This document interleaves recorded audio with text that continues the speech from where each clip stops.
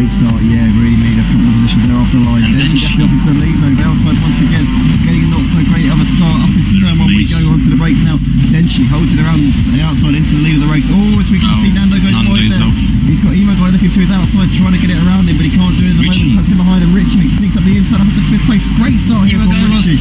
Emo Guy's losing out. Oh, he's lost it. He's round. He's down to the back of the field. Emo Guy having a nightmare at the start of this race. Then she gets to leads the race ahead of Felside. Mace Game and Nando, Richie, Craig the top 6. Miguelito, oh, then she goes. Velside's going to sneak it up the inside, side by side, come out towards turn 5. I think that Velside's got that one done, riding on board with Mace Gamer, who's tucking in behind these guys at the moment. It's Velside leading the race ahead of Denshi Desu. Mace Gamer just in behind there. Nando running in 4th place. Richie's managed to move up to 5th place here on this opening lap. Great start to the race from Richie. Craig there running just behind him in P6. In Barmada, Miguelito. The Mutts Nuts up into 9th place.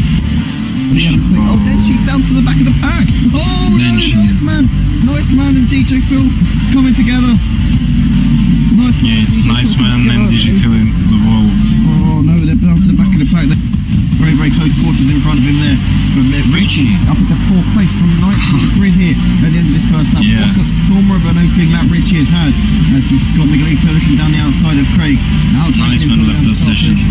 Yeah, absolutely. Very, very strange to see the McLaren there out dragging the Merc down the start finish straight. But Miguelito's up into P4.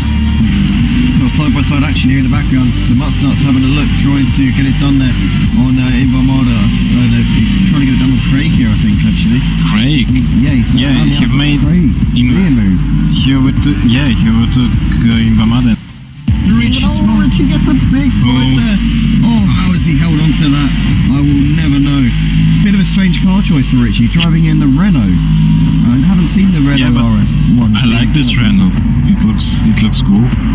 I like the RS1 Sport. That's a hell of a car. But in the GT3 series, it's not really that handy. But fair play to Richie for taking himself out of his comfort zone and for twinning it through his paces. He's still holding on. The Mutts Nuts has got 1 second penalty. Yeah, he's picked up a race director skirmish there. But Miguelito's still just behind Richie at the moment. He's got the run coming down the start straight. He's going to have a look to the inside there.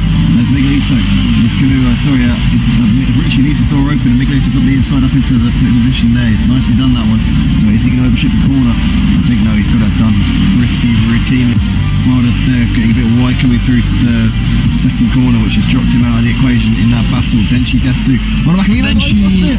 Oh no, he's bitten into the wall. He was trying to make the move though, and Emo Guy had a bit of dirty air coming off the back of that Nissan GTR, and he's into the wall.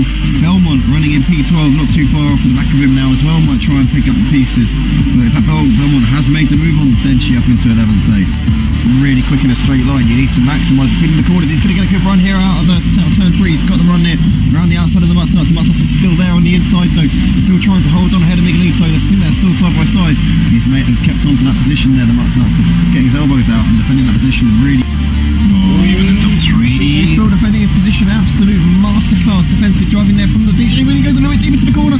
Then she's going to punish him for that one. He always tries to squeeze around the outside, and DJ Phil is not just going to disappear. And unfortunately, those two coming together, I think that was a little bit of a 50-50 there. Then she gets to expected DJ Phil to just evaporate, and it wasn't happening. And in the end, those two having a bit of a collision there. Belmont spun out. Belmont spun out as well. That's Craig lost. Oh no, Craig's at a moment there.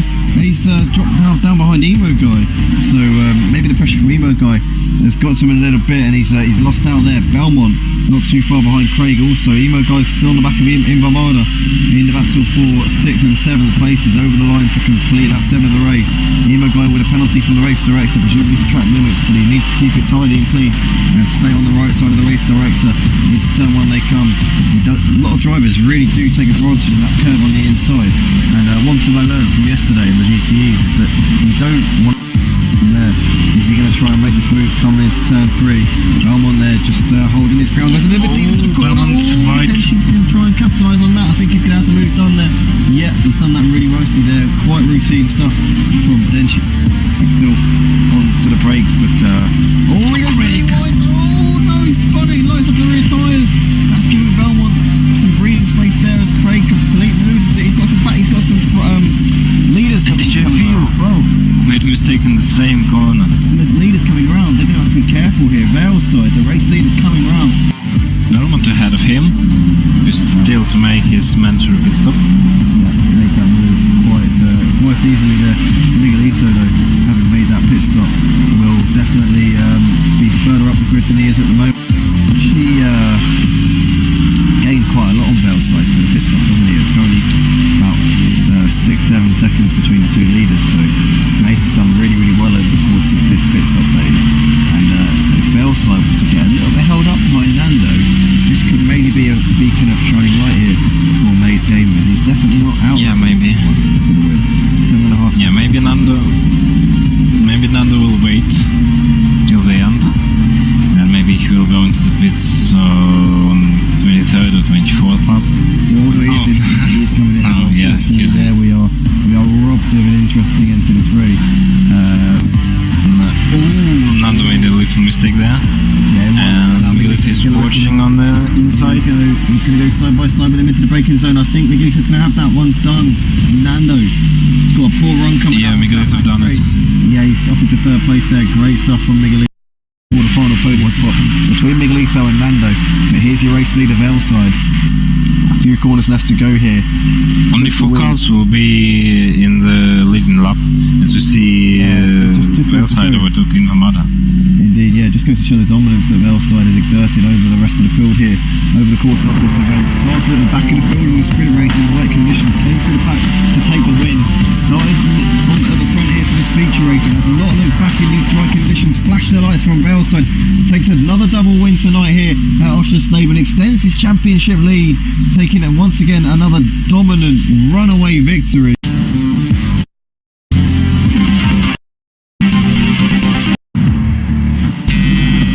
Lights out and away we go. Great start from Richie there.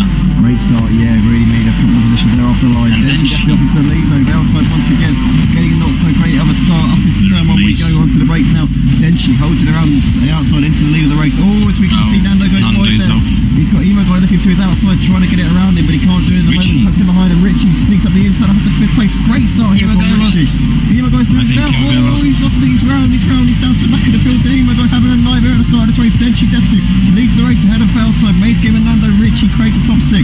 Miguelito, oh, then she Velside now. Velside's going to sneak it up the inside, side by side, coming up towards turn 5. I think that Velside's got that one done, riding on board with Mace Gaming, who's tucking in behind these guys at the moment. It's Velside leading the race ahead of Denshi-Desu. Mace Gaming just in behind there. Nando running in 4th place. Richie's made himself up into 5th place here on this opening lap. Great start to the race from Richie.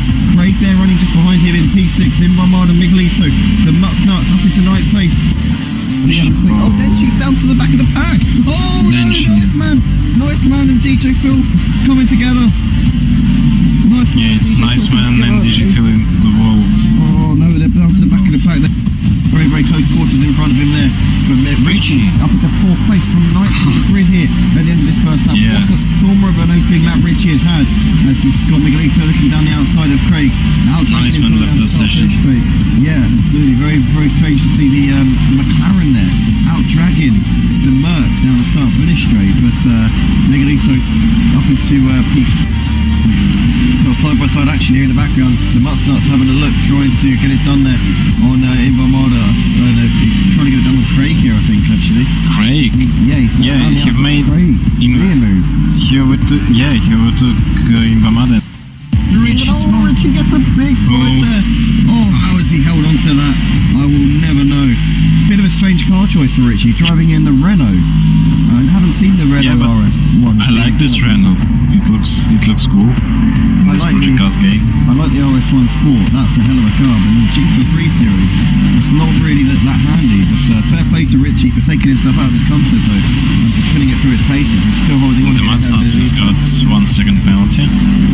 Yeah, he's picked up a race director skirmish there. But Miguelito's still just behind Richie at the moment. He's got the run coming down the start straight. He's going to have a look to the inside there as Miguelito is going to. Richie leaves the door open and Miguelito's crashes up the inside up into the position there. He's nicely done that one. So is he going to overshoot the corner? I think no, he's got it done pretty routinely. Marder there getting a bit wide coming through the second corner, which has dropped him out of the equation in that battle. DJPhilgreen on the back of him. He's lost it. Oh no, he's bidding into the wall. He was trying to make the move there on Emo guy, had a bit of dirty air coming off the back of that Nissan GTR, and he's into the wall. Belmont running in P12, not too far off the back of him now as well, might try and pick up the pieces. But in fact, Belmont has made the move on Denchi up into 11th place. Really quick in a straight line, you need to maximise the speed in the corners. He's going to get a good run here out of the turn 3. He's got the run there around the outside of the Muttnuts. The Muttnuts are still there on the inside though, still trying to hold on ahead of Miguelito. They're still side by side. He's kept on to that position there, the Muttnuts, getting his elbows out and defending that position really. Oh, even in top 3. Phil defending his position, absolute masterclass defensive driving there from the DJ. Really goes a little bit deep into the corner. Then she's going to punish him for that one. He always tries to squeeze around the outside, and DJ Phil is not just going to disappear. And unfortunately, those two coming together, I think that was a little bit of a 50-50 there. Then she gets to expected DJ Phil to just evaporate, and it wasn't happening. And in the end, those two having a bit of a collision there. Belmont spun out. Belmont spun out as well. That's Craig lost. Oh no, Craig's had a moment there. And he's dropped down behind Emo guy. So maybe the pressure from Emo guy has got to him a little bit, and he's lost out there. Belmont not too far behind Craig also. Emo guy's still on the back of him in Vamada in the battle for 6th and 7th places, over the line to complete lap 7 of the race. Emo guy with a penalty from the race director, presumably for track limits, but he needs to keep it tidy and clean and stay on the right side of the race director. Into turn 1 they come. A lot of drivers really do take advantage of that curve on the inside, and one thing I learned from yesterday in the GTEs is that you don't want from there. Is he going to try and make this move coming into turn 3? Belmont there just holding his ground. Goes a little bit deep into the corner. Then she's going to try and capitalise on that. I think he's going to have the move done there. Yeah, he's done that really nicely there. Quite routine stuff from Denchi. He's still on to the brakes, but oh, he goes really wide. Oh no, he's spun it. He lights up the rear tyres. That's giving Belmont some breathing space there as Craig completely loses it. He's got some leaders coming around as well. Made a mistake in the same corner. And there's leaders coming around. They're going to have to be careful here. Vale's side, the race leader's coming around. Belmont ahead of him, just still to make his mandatory pit stop. Yeah, he made that move quite easily there. Miguelito though, having made that pit stop, will definitely be further up the grid than he is at the moment. She gained quite a lot on Vale's side to the pit stops, hasn't he? It's only about 6-7 seconds between the two leaders, so Mace has done really well over the course of this pit stop phase. And if Vale's side were to get a little bit held up behind Nando, this could maybe be a beacon of shining light here for Mace Gamer. He's definitely not out. Yeah, maybe. 7.5. Yeah, maybe Nando will wait till the end, and maybe he will go into the pits on 23rd or 24th lap. He's coming in. Oh, yeah, there we are robbed of an interesting end to this race. Nando made a little mistake there. Yeah, and Miguelito is watching on the inside. He's going to go side by side with him into the braking zone. I think Miguelito's going to have that one done. Nando got a poor run coming out. Yeah, Miguelito done it. Yeah, he's up into 3rd place there. Great stuff from Miguelito. For the final podium spot between Miguelito and Nando. But here's your race leader, Vale side. A few corners left to go here. Only 4 cars will be in the leading lap, as we see Vale side overtaking Vamada. Indeed, yeah, just goes to show the dominance that Vale side has exerted over the rest of the field here over the course of this event. Started at the back of the field in the sprint race in the wet conditions, came through the pack to take the win. Started at the front here for this feature race, and has not looked back in these dry conditions. Flashed the lights from Vale side. Takes another double win tonight here at Slaed and extends his championship lead, taking it once again another dominant runaway victory. And it is lights out and away we go. Great start from Richie there. Great start, yeah, really made a couple of positions there off the line. And then she gets up into the lead though. Vale side once again getting a not so great of a start. Up into turn 1 we go onto the brakes now. Then she holds it around the outside into the lead of the race. Oh, as we can see Nando goes wide there. He's got Emo guy looking to his outside, trying to get it around him, but he can't do it at the moment. Cuts him behind, and Richie sneaks up the inside up into 5th place. Great start here from Richie. Guy's losing out. Oh, he's lost it. He's round. He's down to the back of the field. Guy having a nightmare at the start of this race. DJPhilgreen leads the race ahead of Velside. MazeGamer, Nando, Richie, Craig, the top 6. Miguelito. Oh, Velside now. Velside's going to sneak it up the inside, side by side, coming up towards turn 5.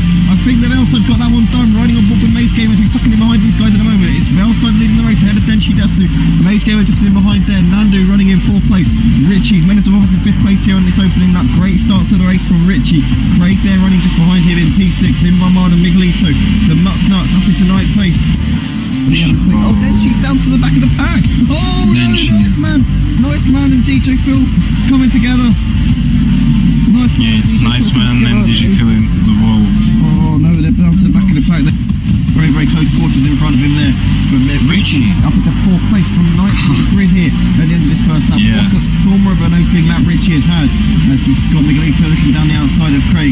Nice Man left the session. Yeah, absolutely. Very, very strange to see the McLaren there out dragging the Merc down the start finish straight. But Miguelito's up into P4. Got side-by-side action here in the background. The Mutsnuts having a look, trying to get it done there on Invarmada. So he's trying to get it done on Craig here, I think, actually. Craig? He made Craig. Rear move. He overtook Invarmada. Richie gets a big spot there. Oh, how has he held on to that? I will never know. Bit of a strange car choice for Richie, driving in the Renault. I haven't seen the Renault RS1. I like this Renault. It looks cool. I like the RS1 Sport. That's a hell of a car. But the GT3 series, it's not really that handy. But fair play to Richie for taking himself out of his comfort zone and for spinning it through his paces. He's still holding on. The Mutsnuts has got 1 second penalty. Yeah, he's picked up a race director skirmish there. But Miguelito's still just behind Richie at the moment. He's got the run coming down the start straight. He's going to have a look to the inside there. There's Miguelito. He's going to, Richie leaves the door open and Miguelito's up the inside up into the position there. He's nicely done that one. Is he going to overshoot the corner? I think no, he's got it done pretty routinely. Marder there getting a bit wide coming through the second corner, which has dropped him out of the equation in that battle. DJPhilgreen on the back of him. He's lost it. Oh no, he's bidding into the wall. He was trying to make the move there. Emo guy had a bit of dirty air coming off the back of that Nissan GTR, and he's into the wall. Belmont running in P12, not too far off the back of him now as well. Might try and pick up the pieces, but in fact Belmont has made the move on Denchi up into 11th place. Really quick in a straight line. You need to maximise the speed in the corners. He's going to get a good run here out of the turn 3. He's got the run there around the outside of the Mutsnuts. The Mutsnuts are still there on the inside though, still trying to hold on ahead of Miguelito. They're still side by side. He's kept on to that position there, the Mutsnuts, getting his elbows out and defending that position really. Even in top 3. Phil defending his position, absolute masterclass defensive driving there from the DJ. When he goes a little bit deep into the corner, then she's going to punish him for that one. He always tries to squeeze around the outside, and DJ Phil is not just going to disappear. And unfortunately, those two coming together, I think that was a little bit of a 50-50 there. Then she gets to expected DJ Phil to just evaporate, and it wasn't happening. And in the end, those two having a bit of a collision there. Belmont spun out. Belmont spun out as well. That's Craig crossed. Oh no, Craig's at a moment there. And he's dropped down behind Emo guy. So maybe the pressure from Emo guy has got to him a little bit, and he's lost out there. Belmont not too far behind Craig also. Emo guy's still on the back of Invarmada in the battle for 6th and 7th places, over the line to complete lap 7 of the race. Emo guy with a penalty from the race director, presumably for track limits, but he needs to keep it tidy and clean and stay on the right side of the race director. Into turn 1 they come. A lot of drivers really do take advantage of that curve on the inside, and one thing I learned from yesterday in the GTEs is that you don't want there. Is he going to try and make this move coming into turn 3? Belmont there just holding his ground. Goes a little bit deep into the corner. She's going to try and capitalise on that. I think he's going to have the move done there. Yeah, he's done that really nicely there. Quite routine stuff from Denchi. He's still on to the brakes, but he goes really wide. Oh no, he's spun it. He lights up the rear tyres. That's giving Belmont some breathing space there as Craig completely loses it. He's got some leaders coming around as well. Made a mistake in the same corner. And there's leaders coming around. They're going to have to be careful here. Vale's side, the race leader's coming around. Belmont ahead of him, who's still to make his mandatory pit stop. Yeah, made that move quite easily there. Miguelito though, having made that pit stop, will definitely be further up the grid than he is at the moment. actually gained quite a lot on Velside to the pit stops, hasn't he? It's currently about 6-7 seconds between the two leaders, so Mace has done really, really well over the course of this pit stop phase. And if Velside were to get a little bit held up behind Nando, this could maybe be a beacon of shining light here for Maze Gamer. He's definitely not out. Yeah, maybe. 7.5 Yeah, maybe Nando will wait till the end, and maybe he will go into the pits on 23rd or 24th lap. He's coming in. Oh, yeah. There we are. We are robbed of an interesting end to this race. Nando made a little mistake there. And Miguelito's watching on the inside. He's going to go side by side with him into the braking zone. I think Miguelito's going to have that one done. Nando got a poor run coming out. Yeah, Miguelito done it. Yeah, he's up into third place there. Great stuff from Miguelito. For the final podium spot between Miguelito and Nando.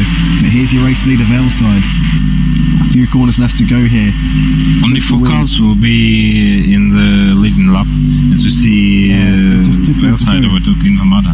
Indeed, yeah, just goes to show the dominance that Velside has exerted over the rest of the field here over the course of this event. Started at the back of the field in the sprint race in the wet conditions, came through the pack to take the win. Started at the front here for this feature race, and has a lot of look back in these dry conditions. Flash their lights from Velside. Takes another double win tonight here at Slaed and extends his championship lead, taking it once again another dominant runaway victory.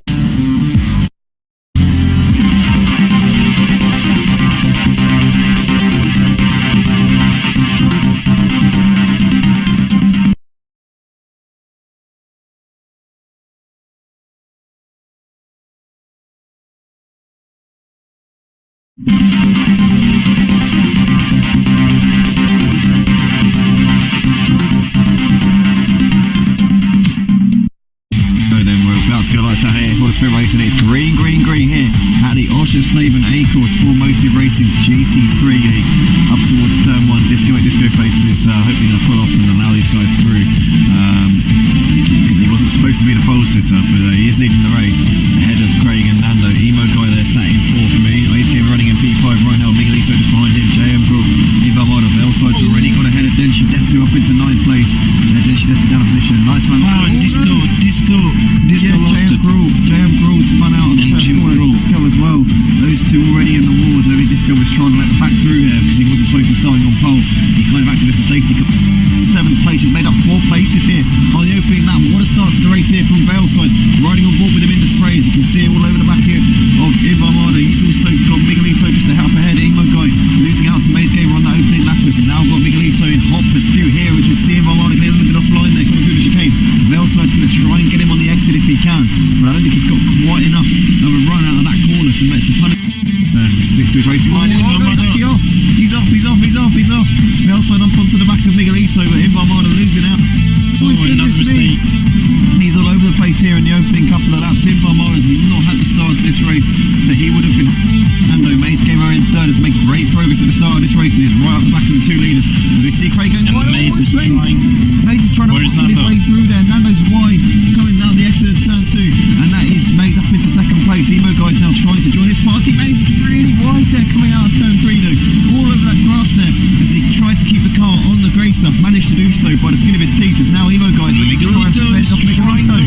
Miguelito's done that move there on Emo guy. Emo guy's trying to hold it on the outside onto the grass a little bit. Velside's going to stop on the inside and up into 5th place. So Emo guy losing out 3 positions in the space of a lap. This has not gone to plan at all for the Flying Scotsman. Riding on board with him in the Nissan GTR. He's currently still on the back of him at the moment, but it is Craig, Maze Game and Nando Miguelito, your top 4.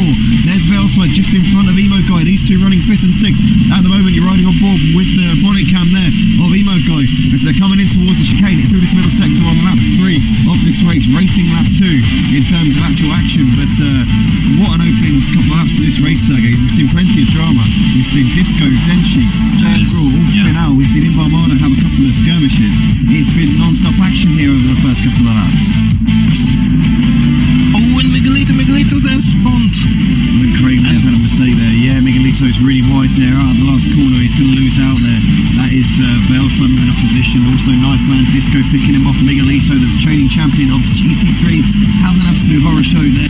It's really wide now. Is he trying? Oh, he didn't save it. Yeah, he couldn't hold on to it any longer. And oh my gosh, oh my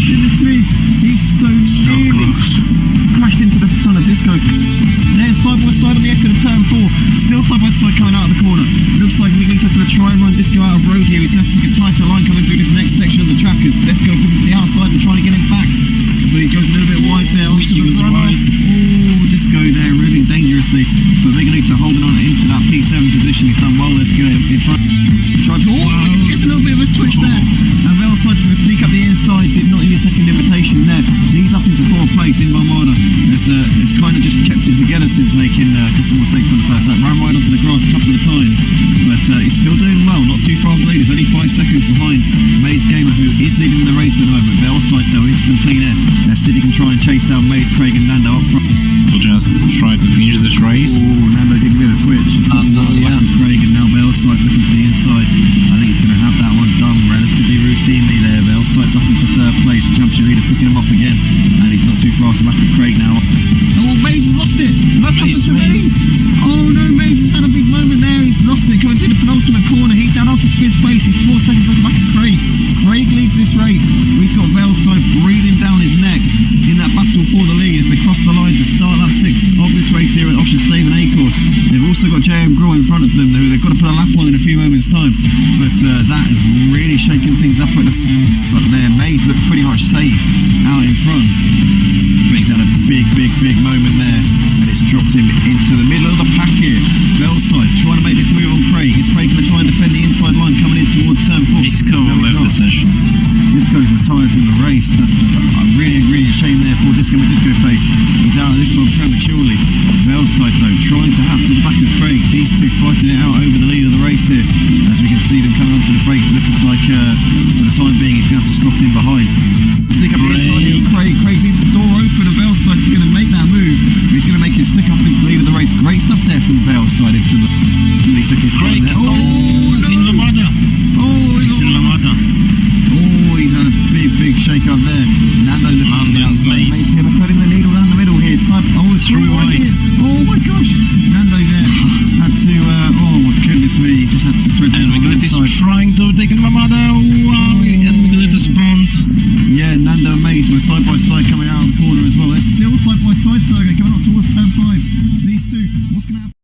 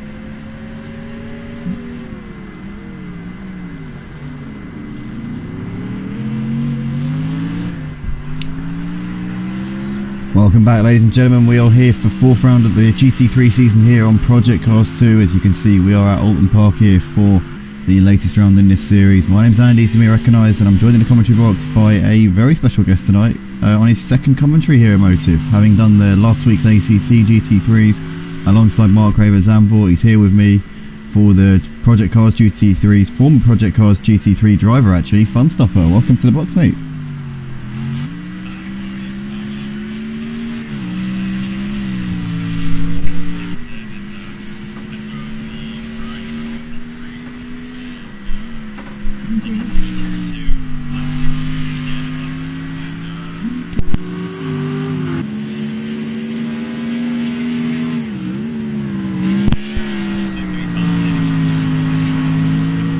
Yes.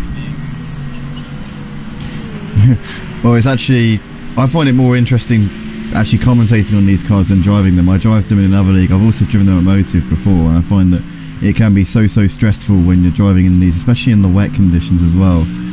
All those unexplainable low speed spins. Oh, as we see JM Crawl going off into the barriers. So yeah, these cars always provide some of the most exciting, closest racing, but I always enjoy being sat in the comfort of the commentary box with these cars. I'm not joking. I actually prefer commentating than driving these cars, as we see Disco absolutely clouting the bollards there. But just under 5 minutes left to go here. This is a practice session for those watching on YouTube right now. This isn't actually a qualifying session, so these guys are just putting the cars through their paces and seeing what they're capable of. And obviously it's not going to count for anything in terms of the grid order. The grid order's been put on the Discord server. Actually, in fact, speaking of the grid order, I need to change it because there's one driver missing, so that will be confusing for all the guys who have turned out. As you well know, Funstopper, on the formation, that whenever there's a driver missing, it can always play havoc with the grid order at the start. So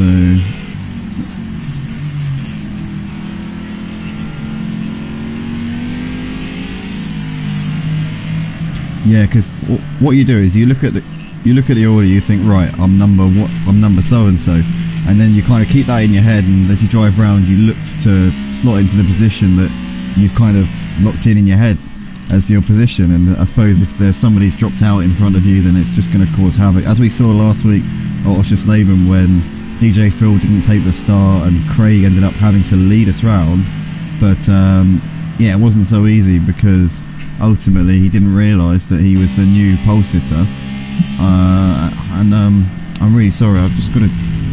What are you doing, Nana? Why are you playing with my cards? What is happening here? I'm sorry about this. First bloody great holes. What are you doing? What are you doing?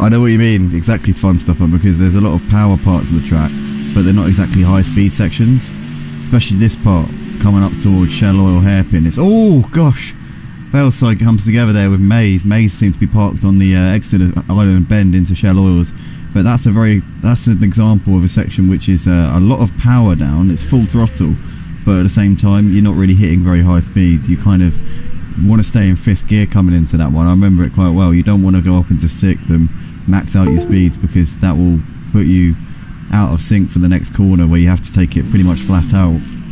So the last gear you want to be in is 6th gear for that one.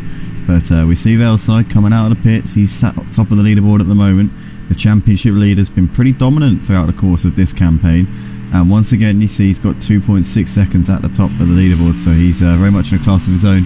But practice is one thing, but I'm sure that a lot of these drivers are trying to get some ideas of what their long run pace is like, and they're not going to be going hell for leather just at this point, Funstopper. They're going to be running with full tanks and seeing what their pace would be like once we get going for the race, I'm sure.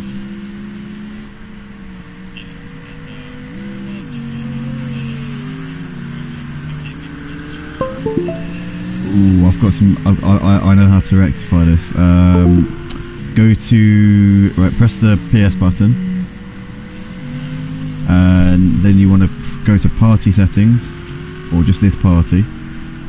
Then party settings, and the option that you want to press is allow your voice to be shared. Always allow. Okay. Alright, should be working now. Hopefully it's alright. Yeah, that's the one that always catches people out, because you select the ones in the broadcast settings, you know, you think you've done it all, you think you ticked every box, and all of a sudden there's one little thing that you forgot, one little obvious thing that you forgot that you shouldn't have remembered to do, and unfortunately that's what catches you out. But we're currently watching Maze Gaber at the moment. This man's sat second in the championship. He's minus a rear wing, so he's clearly had a bit of a incident. We obviously saw him coming together with another driver coming in towards Shishel or Hairpin, so we know that he's certainly not been out of the wars throughout the course of this practice session, but he's still yet to put a lap on the board, so he hasn't been able to put a clean one in so far. Oulton Park can be a tricky beast, as we see him getting a very loose there coming out of Knickerbrook, and he spins out onto the grass. Interesting story that I heard from a couple of our old commentators here at Motive Racing is that Knickerbrook is actually named after two people who were essentially in the woodland area by the track. Apparently they were doing certain things, and apparently when the builders came along they had to run off, and a pair of knickers were found in a ditch by the actual corner. So that's a little bit of a strange story there, but that's a story that apparently is true. Whether or not it's actually 100% true, not 100% sure on that one. But Miguelito coming up towards the line, the champion of the GT3 division. Here he comes up towards the line, and he doesn't do a representative time there by the looks of it. So I don't think that's going to be that doesn't really show his full potential. I'm sure he's going to be capable of better than that. Only 8 drivers putting a time on the board at the moment. Lots of guys seem to be sandbagging a bit. DJ Phil's parked it by the road. DJPhilgreen had a strong showing last week actually in his Tier 1 debut. Seemed to rise to the occasion. Funstopper, lots of these guys you would not have raced with before, but you've raced against guys like Valeside. You know how quick he is. Obviously JM, Gruel, Craig, who else? Miguelito. You've gone toe to toe with a lot of these guys. And what would your advice be on this first lap with the reverse grid? Obviously you've been in this situation many times. How is that in the GT3s for you? First lap, reverse grid, making your way back through. You've got the fastest guys coming back through. Tell us what it's like from a driver's perspective. What do these guys usually go through? Basically you really just have to really be very careful with how you're going through the field. Some of these guys are pretty quick, even though they're all the way in the front, as in like they're in the back of the championship. They're still quick, but you just know you're quicker, but you got to figure out where you're quicker than them and take it there. So you just have to be pretty patient with it, and it's quite easy to get impatient and pull some very risky moves, which if you'll recall Imola at the last corner, 3 wide overtake. The only reason I was able to do that is because I've done that move before, and it's just you really have to kind of be like, is this really worth it? It's a little bit of weighing up the pros and the cons in that situation, but for sure I know exactly what you mean.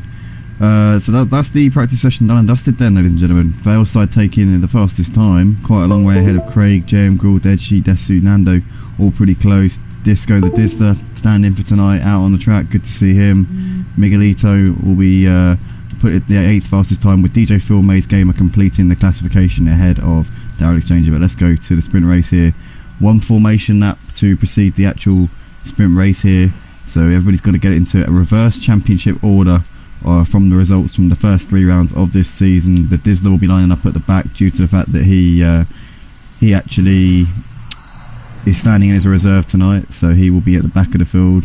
Just going to make sure, double check this grid order before we get going, because I know that there is. Yeah, I'm doing the same right now. There's one driver in there who isn't here and I need to. Oh, it's Belmont. It's the pole sitter. Great. Oh, great. Oh. This will be more interesting now. Yeah. Oh God. Right. So Craig's now the pole sitter. Oh God, he's not going to realise it, is he? He's not going to know. Oh no. Oh no. Oh no. Well, we're just going to have to see where he goes. Right, there we go then. So 11 cars out on the grid for this sprint race. Got one reserve, 10 regular drivers here for this one. It's going to be Craig leading us around. Hopefully he's picked up on the latest developments in terms of the grid order bulletin being posted out onto the Discord server, but anything can happen here in this sprint race. We've got the fastest drivers coming back through the field. Velside, the championship leader, will be lining up in P10 for this one.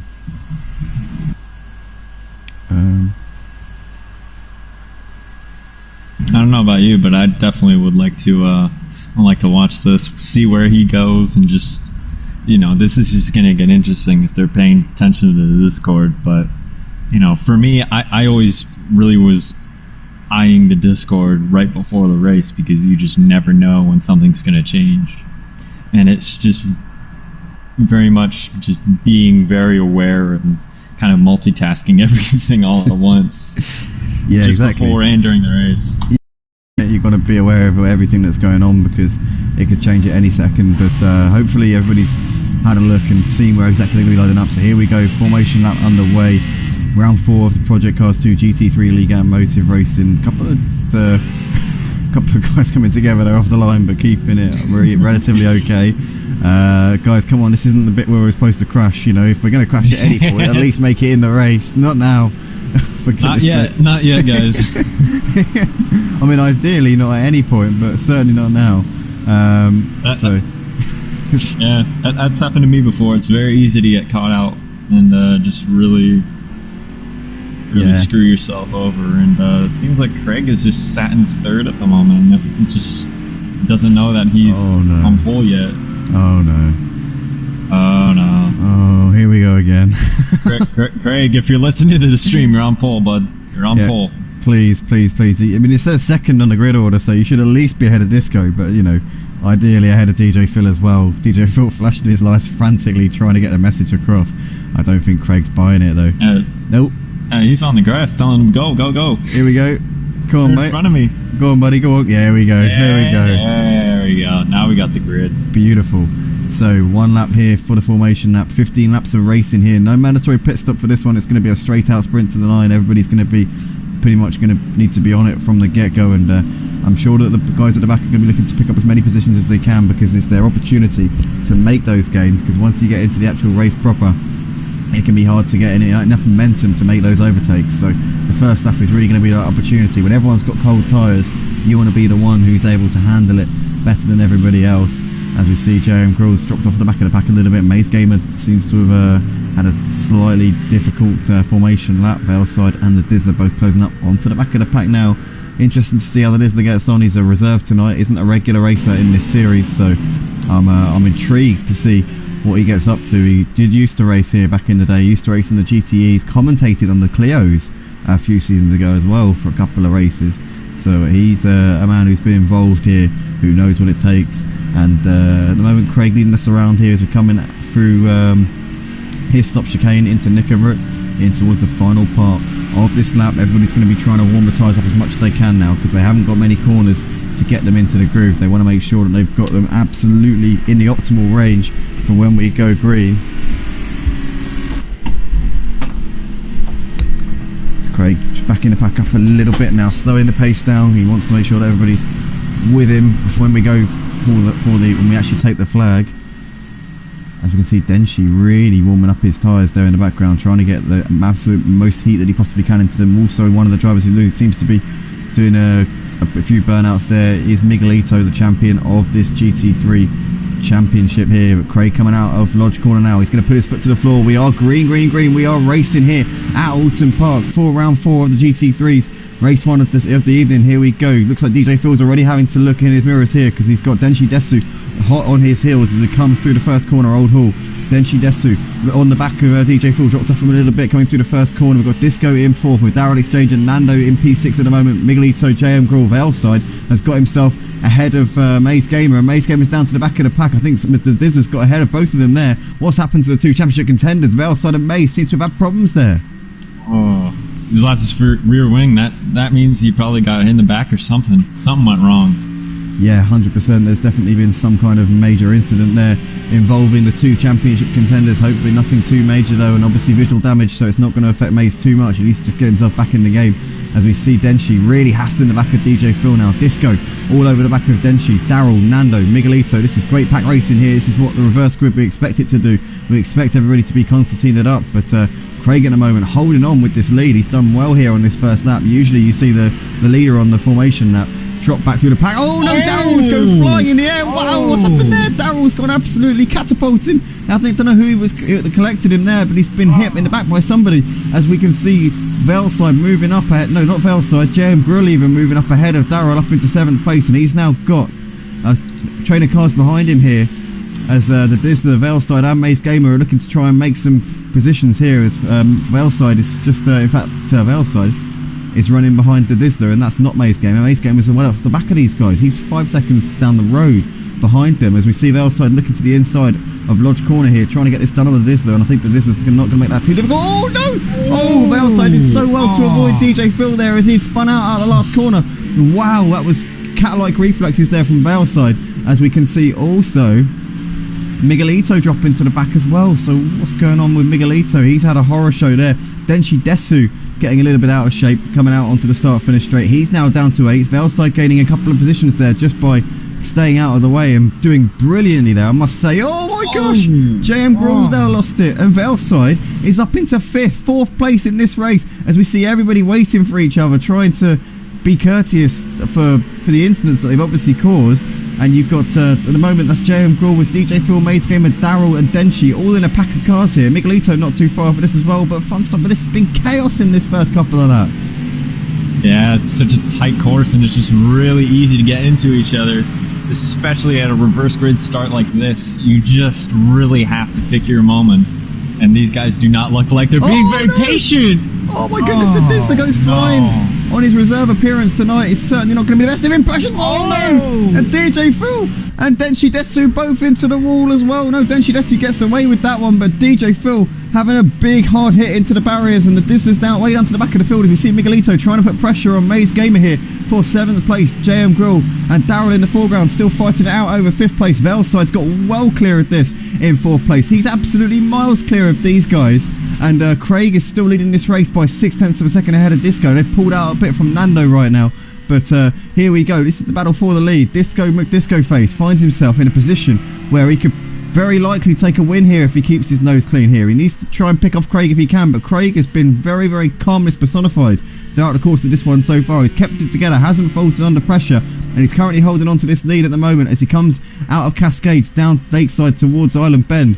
But Craig's driven a really, really managed race so far. He hasn't been getting overexcited by leading this race. He obviously unexpectedly started on pole position, so he's taken this opportunity, and Disco can't pick him off right now. Gets a good run there coming out of Shadow Hairpin, coming up towards Britain's, having a little look in the mirrors if he can, but I think that Craig's going to just take his normal racing line and cover that one off. Goes a bit deep into Britain's, gets away with it, might compromise his exit a little bit as we see the BMW getting a lovely launch out of the corner. I think he might have a look to the inside here, coming up towards Hislops. They're side by side here, and Craig gives him the space on the inside. Disco Face swoops up the inside, and he's going to take the lead of the race. Great stuff there. Craig did well to see him coming.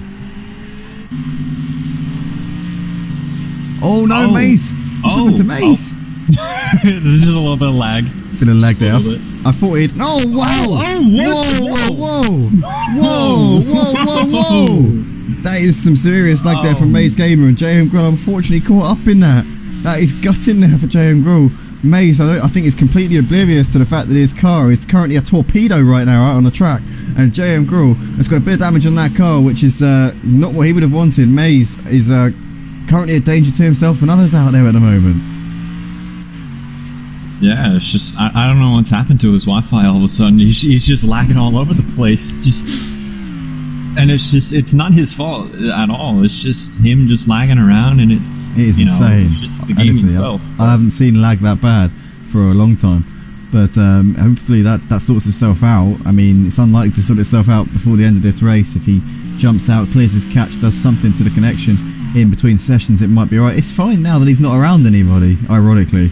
You know, now that there's no one near him, his car's absolutely fine, pretty consistent. You know, it doesn't look like it's jumping around at all. So, very, very strange circumstances there. Nando's closed in a little bit on Disco and Craig. He's now only 3 seconds off of the back of Craig as his Veilside has pulled up onto the back of Nando. Though Veilside started at the back of the field. Obviously, the championship leader with the reverse grid format that we have for the sprint race has had to do this one the hard way. He gets a good run there coming out of Britain's down towards this long straight which heads up towards Hislop chicane, but Nando's holding the inside line and he's going to try and hold his ground. No, he's not. Veilside swoops around the outside very easily there, and Nando, I think, with the damaged Porsche, not that damage is going to affect him with the visual damage only model here for the GT3 League, but Veilside found that pretty much up a little bit too easy, I think, Funstopper.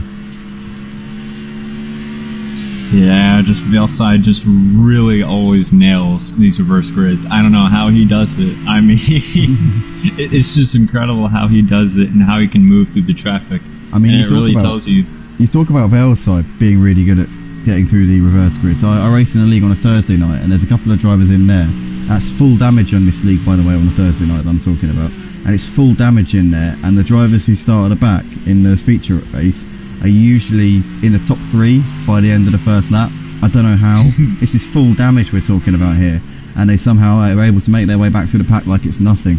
Veilside does a great job though, and he's currently only 5 seconds off of the lead. So Disco with Disco Face currently leading this race, probably feels a little bit safe and secure where he is right now. Little does he know that Veilside is chipping away and hunting him down, but he's got Craig in front of him in between them, so this could be a potential hindrance for Veilside in his quest to try and take the win in this sprint race. He's currently on a run though, is Veilside.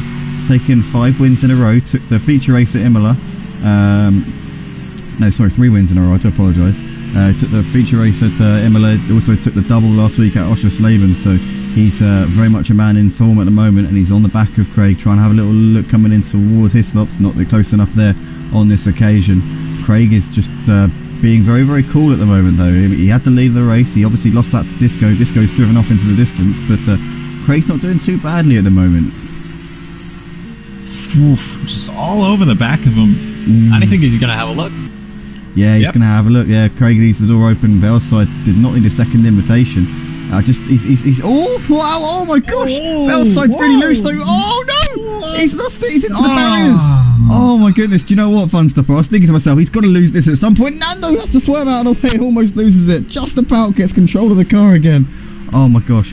Honestly, I was watching that and I was just thinking, surely it's going to go one way or the other at some point. He's not going to hold on to that one forever. But he did well there to sneak up the inside. The gap on the inside that was left by Craig was so narrow that he had to really swing the car in, and I think that upset the balance of the car coming out of the corner, meant he had to counteract it, and then he was just constantly counter steering, trying to regain control of the car. Couldn't do it in the end, just had to let it go. But currently running in P4, he's now 10 seconds off the back of Disco, the race leader, so this will definitely be playing the world of good in Disco's mind, because now he's pretty much got this win in the bag as long as he doesn't make a mistake. Craig 6 seconds behind. Nando now continuing to fall back off the leaders a little bit. You've got Veilside now running in P5. What's happened? He's had another mistake there. He's had another off. Yeah, he's had another off. Daryl Exchange is up into P4 and Veilside is going backwards here in this race. Miguelito into 5th. Daryl Exchanger there is 5 seconds off the back of Nando, but he seems to be having quite an intriguing battle here with Miguelito at the moment. This for 4th and 5th. These two have struggled in this race to make their way back through, but they seem to be in reasonably strong contention at the moment.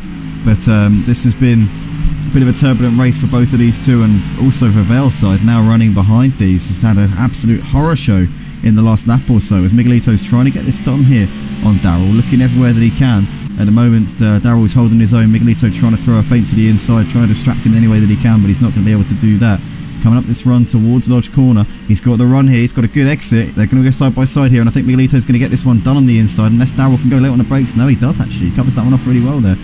But Miguelito's going to try and get the cut back if he can. Nope, Daryl got a solid enough exit out of the corner to hold on to that position for now. In the meantime, Disco's pulling out the gap to Craig. 6 seconds he's got at the front. Nando's still running in third place. A couple of seconds ahead of Daryl. Miguelito's got a good run there. Looks like Daryl got a horrible drive coming out of out of Old Hall Corner, and Miguelito's up the inside for Cascades relatively routinely there. Yeah. With Valeside going really wide in the distance. That was very. I mean, it's so easy to get it wrong here because it's so narrow and just so bumpy, especially where Valeside made the overtake on Nando or Craig. One of the Porsches. I'm sorry, I can't remember. He made the move on Nando first, and then tried to do it on Craig, but then it didn't come off. Yeah, that penultimate corner. There's a corner before the corner as Nando's going off. Yeah, Miguelito's going to go around the outside easily there. Daryl on the back of him. But yeah, you were saying about that right-hander. Druids is the corner, the one where he was trying to make the move. Valeside was trying to get past Craig, but in the end had to take too much of a tight line, wasn't it? And ultimately had to overcorrect the car. But yeah.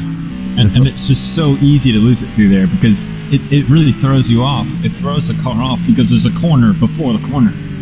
Which you can't really see, but when you're driving, it's like half the track moves to the left and then you go right. It's a double apex right-hander. It's really tricky. And the thing is, that corner is so pivotal to your lap time because you've got quite a long run between that corner and then the final corner, Lodge. So you can win or lose 3 or 4 tenths coming through that section alone.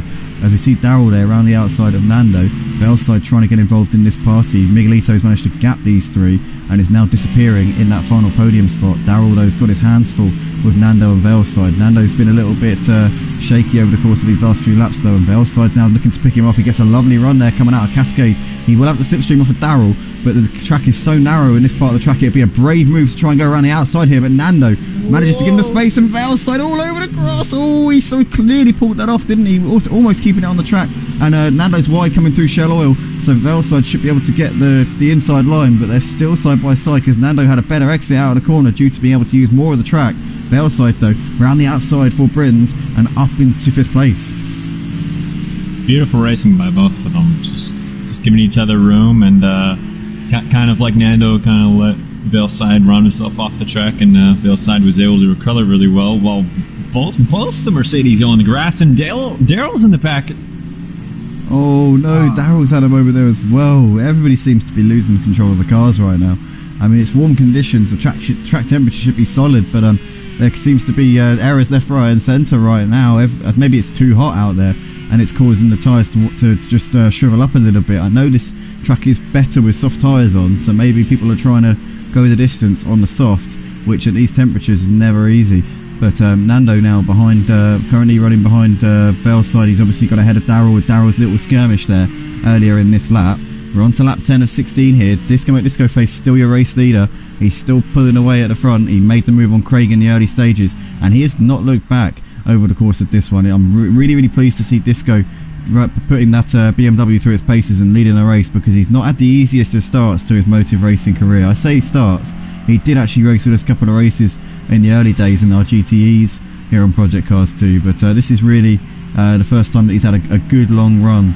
He's had a good stint at Motive, and he's been in a few races now, and he's currently got control of this one. He's been absolutely faultless here at Oulton Park throughout the course of this sprint race, and with everybody else having problems, Miguelito, Valeside, Nando all running into issues, he's just taken it and run with it, hasn't he? He's done absolutely brilliantly so far. I don't want to put the curse on him just at this point. But yeah, let's just go to someone else, shall we? How about Daryl? Yeah. Maybe Daryl. Yeah, we can't curse him any more than he's already cursed himself at this point. So let's watch Daryl. Actually, Daryl, he's already had some bad luck in this race. Just getting absolutely punted out of the corners that he just came out of. I'm not sure the name of them because I don't know why. I just can't memorize names of corners. Don't worry about it. There are certain tracks that I know all the corner names. The British circuits, I know all the corner names. If we go to somewhere like, say for example, we went to Watkins Glen or we went to Willow Springs or something, I would just be sat there saying that right-hander, that left-hander, that really fast corner, you know. I wouldn't have a clue. I wouldn't know what I was talking about. So the British circuits, I know what I'm talking about, and the Formula 1 circuits, I know a little bit, but It really depends. I don't do any research. If I know the corner names, I know the corner names. It's not because of research or anything like that. But generally, it's just knowledge of the British tracks. But you got Craig running in P4 right now. He's pulled out a bit of a gap to Nando. Nando's dropping back just a tad over the course of these. Well, actually, no, hold on. No, Nando's closing a little bit on him over the course of the last couple of laps. Actually, it seemed like Craig actually dropped back 2 positions. He was in second and seemed like he had an off, because when I got to him, it was just going really slow out of the last corner.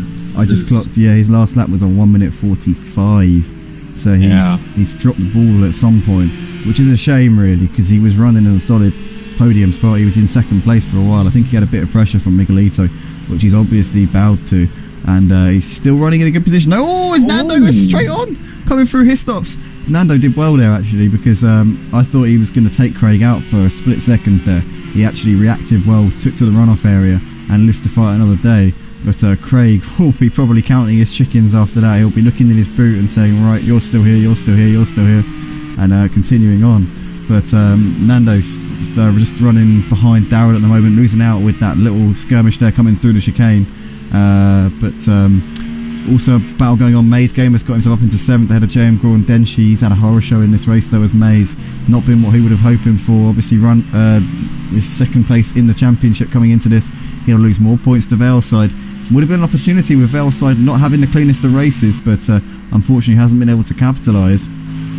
Battle for second spot still continuing on between Miguelito and Valeside. 3 seconds between those two, so Miguelito should be okay.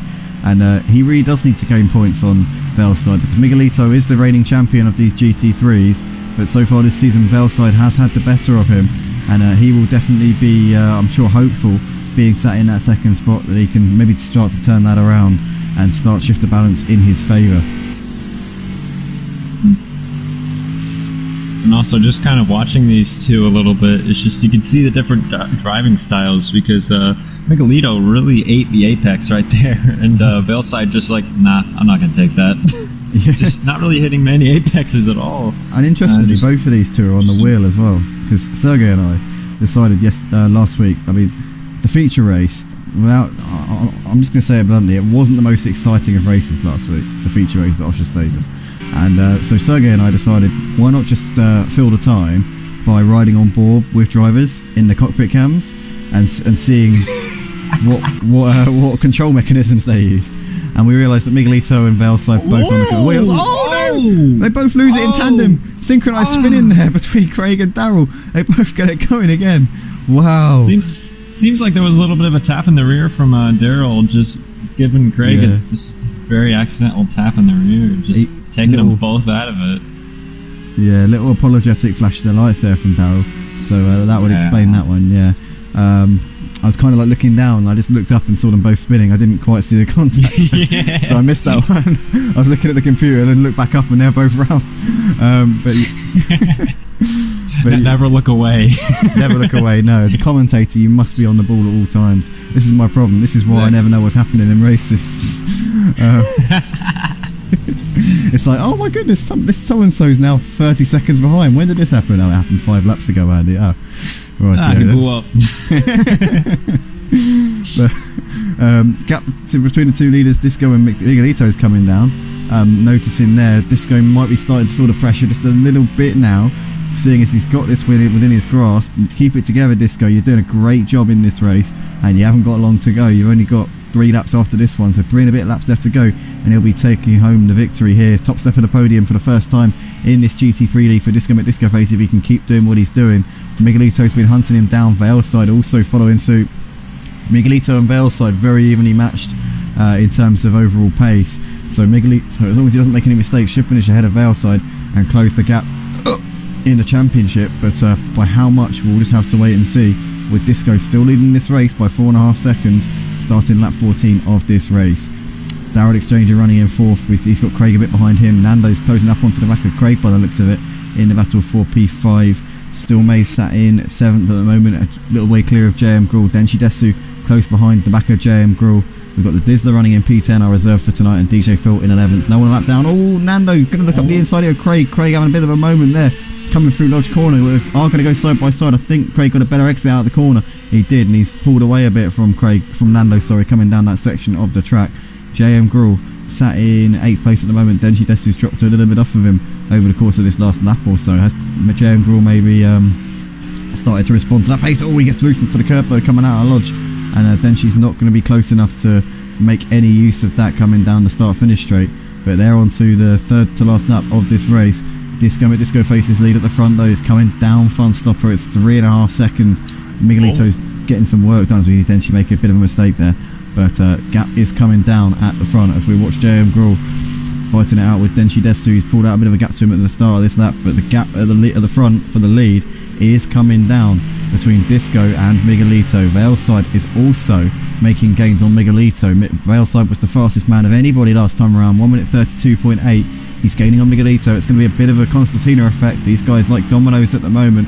Disco leads by 3 seconds, coming over to start the penultimate lap of this race. He's got this one in hand. He just needs to keep it together. 2/10 off his personal best. You can see he's pushing it because he's having to do his PBs just to keep that buffer that he's got right now. He isn't on the pace of Miguelito and Veilside, but he's got that track position. He's got where he needs to be, and this could be his biggest opportunity to take a win here. With the pace of these two, Miguelito and Veilside both having difficult races, it's given him this chance to stand on the top step, and this is what this reverse grid does. It gives everybody a chance. It gives the drivers who are on the fringes of being the fastest. Disco is a very handy driver, extremely quick on Project Cars 2, one of the quickest out there. But Miguelito and Veilside on another level. This has given him that chance to take the lead of the race and essentially grab this by the scruff of the neck, and Miguelito's pushing it. You can see he's absolutely on the limit coming out of Britain's, but I think he's going to run out of time. He's going to run out of laps here. Disco Face has got a 2.5 second lead, and he's picked up the pace over these last couple of laps. I don't think he was pushing as hard as he could have done, Disco, because he's clearly just raised the bar a little bit over the course of this last lap or so. He's now extracting the absolute maximum out of that BMW. What has Miguelito got to offer him, as he's 8/10 down on his personal best coming around this lap so far? He's still got a couple of seconds back to Veilside, but Veilside could be hungry for that P2 on this final lap of the race. Up towards Lodge Corner for the penultimate time here in this race. Disco Face, our Scotsman, is about to start the final lap. Could be on for his first win here at Motive Racing if he just keeps doing what he's doing. He just needs to bring it around for one more lap, and he's got this one in the bag. Miguelito running 2 seconds behind him. He's pretty much got enough of a buffer. He was 1.4 seconds than Disco last time around. Faster than Disco was Miguelito, but I don't think he's going to get there in time. Veilside 8/10 quicker than Miguelito, 2 seconds quicker than Disco, but I think he's going to run out of laps here. Craig, Nando and Daryl very, very close. 3 drivers battling over 4th place at the moment. Daryl's trying to get back onto the rear end of these guys after making a few mistakes here in this race. Nando hasn't been shy of making a few mistakes either. Craig's driven a brilliantly consistent race here and is fully deserving of a P4, but Daryl's got a good run. He's got ahead of Nando and he's looking to try and get past Craig here as well.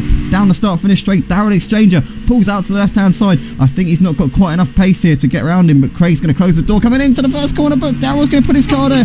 Great racing there from Daryl. It looked like he was not going to back out of that one, but he's pulled off the move there brilliantly up into 4th place, and now Craig's got to watch out for Nando in his mirrors behind him in towards Cascades. Can't get it done, has to tuck in behind. Disco Face, I think he's coming around the final part of the lap though. Here he is, he's coming in towards Knickerbrook now.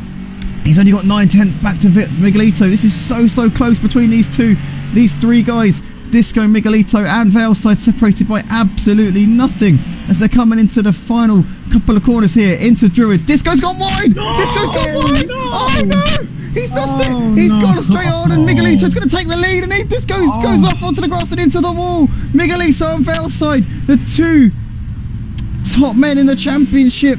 Well, Mace Gamer not actually the top, actually in second, but these 2 both contenders. Miguelito is going to take the win. Maximum points for him as he flashes his lights and crosses the line. The champion last season getting on the winners here now. We've got Veilside coming over in second place. Disco is going to come round to take a P3. He's going to be so disappointed with that. Oh my god, I feel so much for Disco. 2 corners. He had 2 corners left to master, and he would have been standing on the top step ahead of Miguelito and Veilside, but those 2 ended up thwarting the BMW as Daryl and Craig coming in towards the final corner now. Daryl's going to come out on top in that battle. Nando's dropped off for these guys on this last lap. He must have had a bit of a moment somewhere out there, but Daryl coming up towards the line now to take a P4 in this race. A solid result there for him, crosses the line and finishes that race, but he loses out to Craig on penalty. So Craig comes in P4, Daryl P5, Nando comes over in 6th place. MazeGamer, bit of a charge towards the end, is going to cross the line in 7th. DJPhilgreen not too far off the back of MazeGamer. Here he comes up towards the line now, and it's going to be an 8th place finish for DJPhilgreen. Some decent points in the bag there for him, not too far off of the other guys in the end. JM Gruel coming in towards the final corner now. It's going to take a 9th place here in this race as we see DJ Phil parked up by the side of the road and coming through the last corner, but JM Gruel up towards the line to finish in 9th place. We've got the Dizzler coming in towards the final few corners now. Our reserve for tonight, a late standing, has done reasonably well considering the late notice here in that Ferrari. Front end of that car hanging off a little bit in towards the final corner. Well done to the Dizzler. Thank you very much for joining us tonight, mate. Making up the numbers here on the grid. There he comes over the line to take a P10. But Miguelito is your winner. Velside second. Disco in the end loses out after leading most of that race. He was 2 corners away from taking his first win in these GT3s. But that's racing sometimes. Sometimes you get the bad luck. The cookie might not crumble in your favour. But you can certainly go again in this second race. Unfortunately, didn't get the rubber to green here in this one. We'll go again for sure. That is the feature. That's the sprint race story, ladies and gentlemen. Feature race coming up very shortly. The qualifying session followed by the actual feature race. Fun stopper. Commiserations to Disco, I'm sure. But what racing and crap throughout the field between these guys. Oh yeah, just really. If you were Disco in that situation, you're all in your mirrors. You're praying that he makes a mistake. You're just praying. That's all you're doing at that point, and it's just props to him for holding on as long as he did, because it's just so difficult to do that, and especially at that penultimate corner, it's so easy to lose it there, and it's just in Miguelito's case, he would have been feeling like all of his Christmases had come early there as he came into Druids, and Disco just overcooked it a little bit, went slightly late on the brakes. I think he might have locked up a bit, and that was unfortunately all she wrote there. But that is that. Miguelito, Velside, Disco, your podium finishers. Stay tuned, guys. Don't go in. We'll be back very shortly for the feature race qualifying session.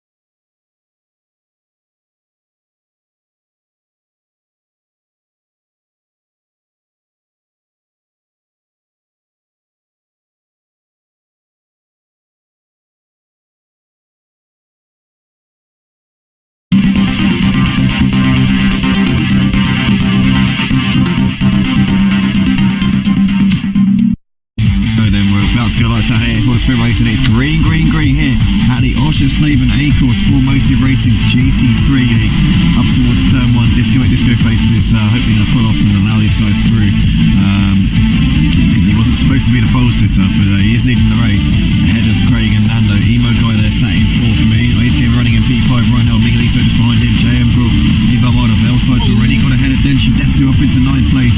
DJPhilgreen down a position. Nice man. Disco yeah, lost it. JM Gruel spun out on the first corner. Disco as well. Those two already in the wars. Maybe Disco was trying to let the back through there because he wasn't supposed to be starting on pole. He kind of acted as a safety car. 7th place. He's made up 4 places here on the opening lap. What a start to the race here from Velside. Riding on board with him in the spray, as you can see all over the back here of Armada. He's also got Miguelito just a half ahead. Emo guy losing out to MazeGamer on that opening lap. Has now got Miguelito in hot pursuit here as we see Armada getting a little bit offline there, coming through the chicane. Velside's going to try and get him on the exit if he can, but I don't think he's got quite enough of a run out of that corner to punish. Sticks to his racing line. He's off.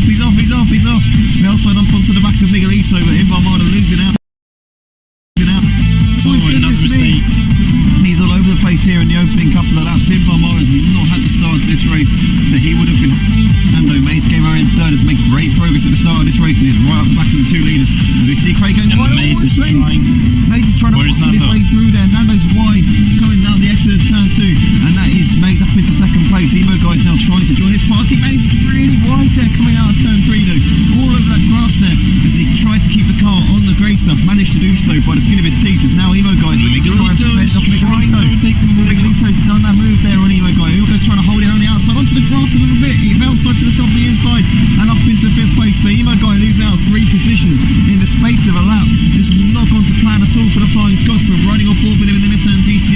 already still on the back of them at the moment, but it is Craig, Maze Gamer, Nando, Miglito, your top 4. There's Velside just in front of Emo Guy. These two running 5th and 6th. At the moment, you're riding on board with the bonnet cam there of Emo Guy as they're coming in towards the chicane through this middle sector on lap 3 of this race, racing lap 2 in terms of actual action. But what an opening couple of laps to this race, Sergey. We've seen plenty of drama. We've seen Disco, Denchi, Jack Rule all spin out. We've seen Invarmada have a couple of skirmishes. It's been non-stop action here over the first couple of laps. Oh, and Miguelito there spun. When Craig may have had a mistake there. Yeah, Miguelito's really wide there out of the last corner. He's going to lose out there. That is Velside moving up position. Also, nice man Disco picking him off. Miguelito, the training champion of GT3s, having an absolute horror show there. We're really wide now. Is he trying? Oh, he didn't save it. Yeah, he couldn't hold on to it any longer. And oh my gosh, oh my goodness me. He's so nearly crashed into the front of Disco's. There's side by side on the exit of turn 4. Still side by side coming out of the corner. Looks like Miguelito's going to try and run Disco out of road here. He's going to take a tighter line coming through this next section of the track as Disco's looking to the outside and trying to get him back. But he goes a little bit wide there onto the runoff. Oh, Disco there moving dangerously. But Miguelito holding on into that P7 position. He's done well there to get in front. He gets a little bit of a twitch there. And Velside's going to sneak up the inside. Did not need a second invitation there. He's up into 4th place in Invarmada. It's kind of just kept it together since making a couple more mistakes on the first lap. Ran right onto the grass a couple of times. But he's still doing well. Not too far off the lead. He's only 5 seconds behind Maze Gamer, who is leading the race at the moment. Velside though into some clean air. See if he can try and chase down Maze, Craig and Nando up front. We'll just try to finish this race. Oh, Nando getting a bit of a twitch. He's got to back with Craig and now Velside looking to the inside. I think he's going to have that one done relatively routinely there. Velside's up into 3rd place. The championship leader picking him off again. And he's not too far off the back of Craig now. Oh, Maze has lost it. That's happened to Maze. Oh no, Maze has had a big moment there. He's lost it coming through the penultimate corner. He's down onto 5th place. He's 4 seconds off the back of Craig. Craig leads this race. He's got Velside breathing down his neck in that battle for the lead as they cross the line to start lap 6 of this race here at Oschersleben A course. They've also got JM Grohl in front of them who they've got to put a lap on in a few moments time, but that has really shaken things up at the but there. Maze looked pretty much safe out in front, but he's had a big moment there and it's dropped him into the middle of the pack here. Velside trying to make this move on Craig. Is Craig going to try and defend the inside line coming in towards turn 4? Disco left the session. Disco's retired from the race. That's a really shame there for Disco with Disco face. He's out of this one prematurely. Velside though trying to hassle the back of Craig. These two fighting it out over the lead of the race here as we can see them coming onto the brakes. It looks like for the time being he's going to have to slot in behind. Sneak up the inside here of Craig. Craig sees the door open and Velside's going to make that move. He's going to make his sneak up into the lead of the race. Great stuff there from Velside into the until he took his time there. Oh no! In Lamada. It's in Lamada. Oh, he's had a big shake up there. Nando looking to the outside. Maze him threading the needle down the middle here. Through wide.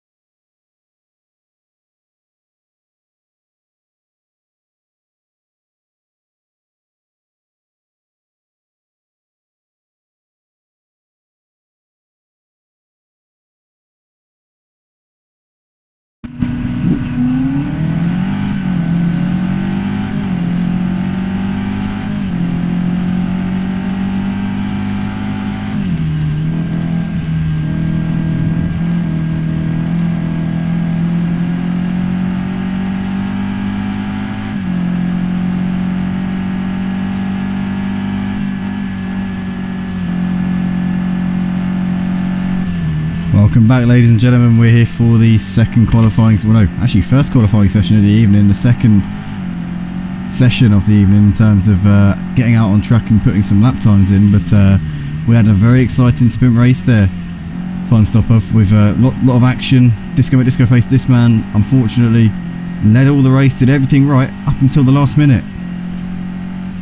Yeah, but he's got a chance to redeem himself. That's the That's the perk of being in Tier 1. You have another shot. Absolutely, yes. It's always nice when you mess up in the first race and then you can look to the second as an opportunity to right the wrongs, but quite often it can make it worse if you then mess up at the start of the feature race. It's like, yeah, I just spent 2 hours driving absolutely terribly.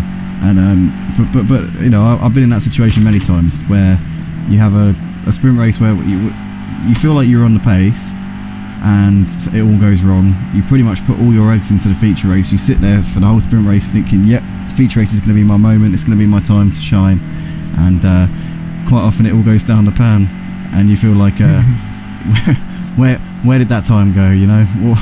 What was I doing that whole time? What was I playing at? Why did I waste that chance? Yeah. But sorry, go.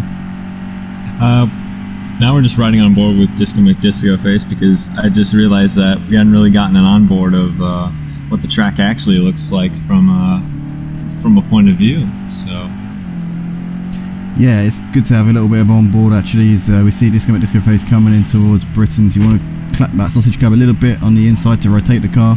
He gets in nicely, gets a very tidy exit there, coming out onto this straight. A little bit cautious maybe, but altogether a decent cornering there. Comes in towards here, stops again, clip that curve on the inside, get the car nicely turned in.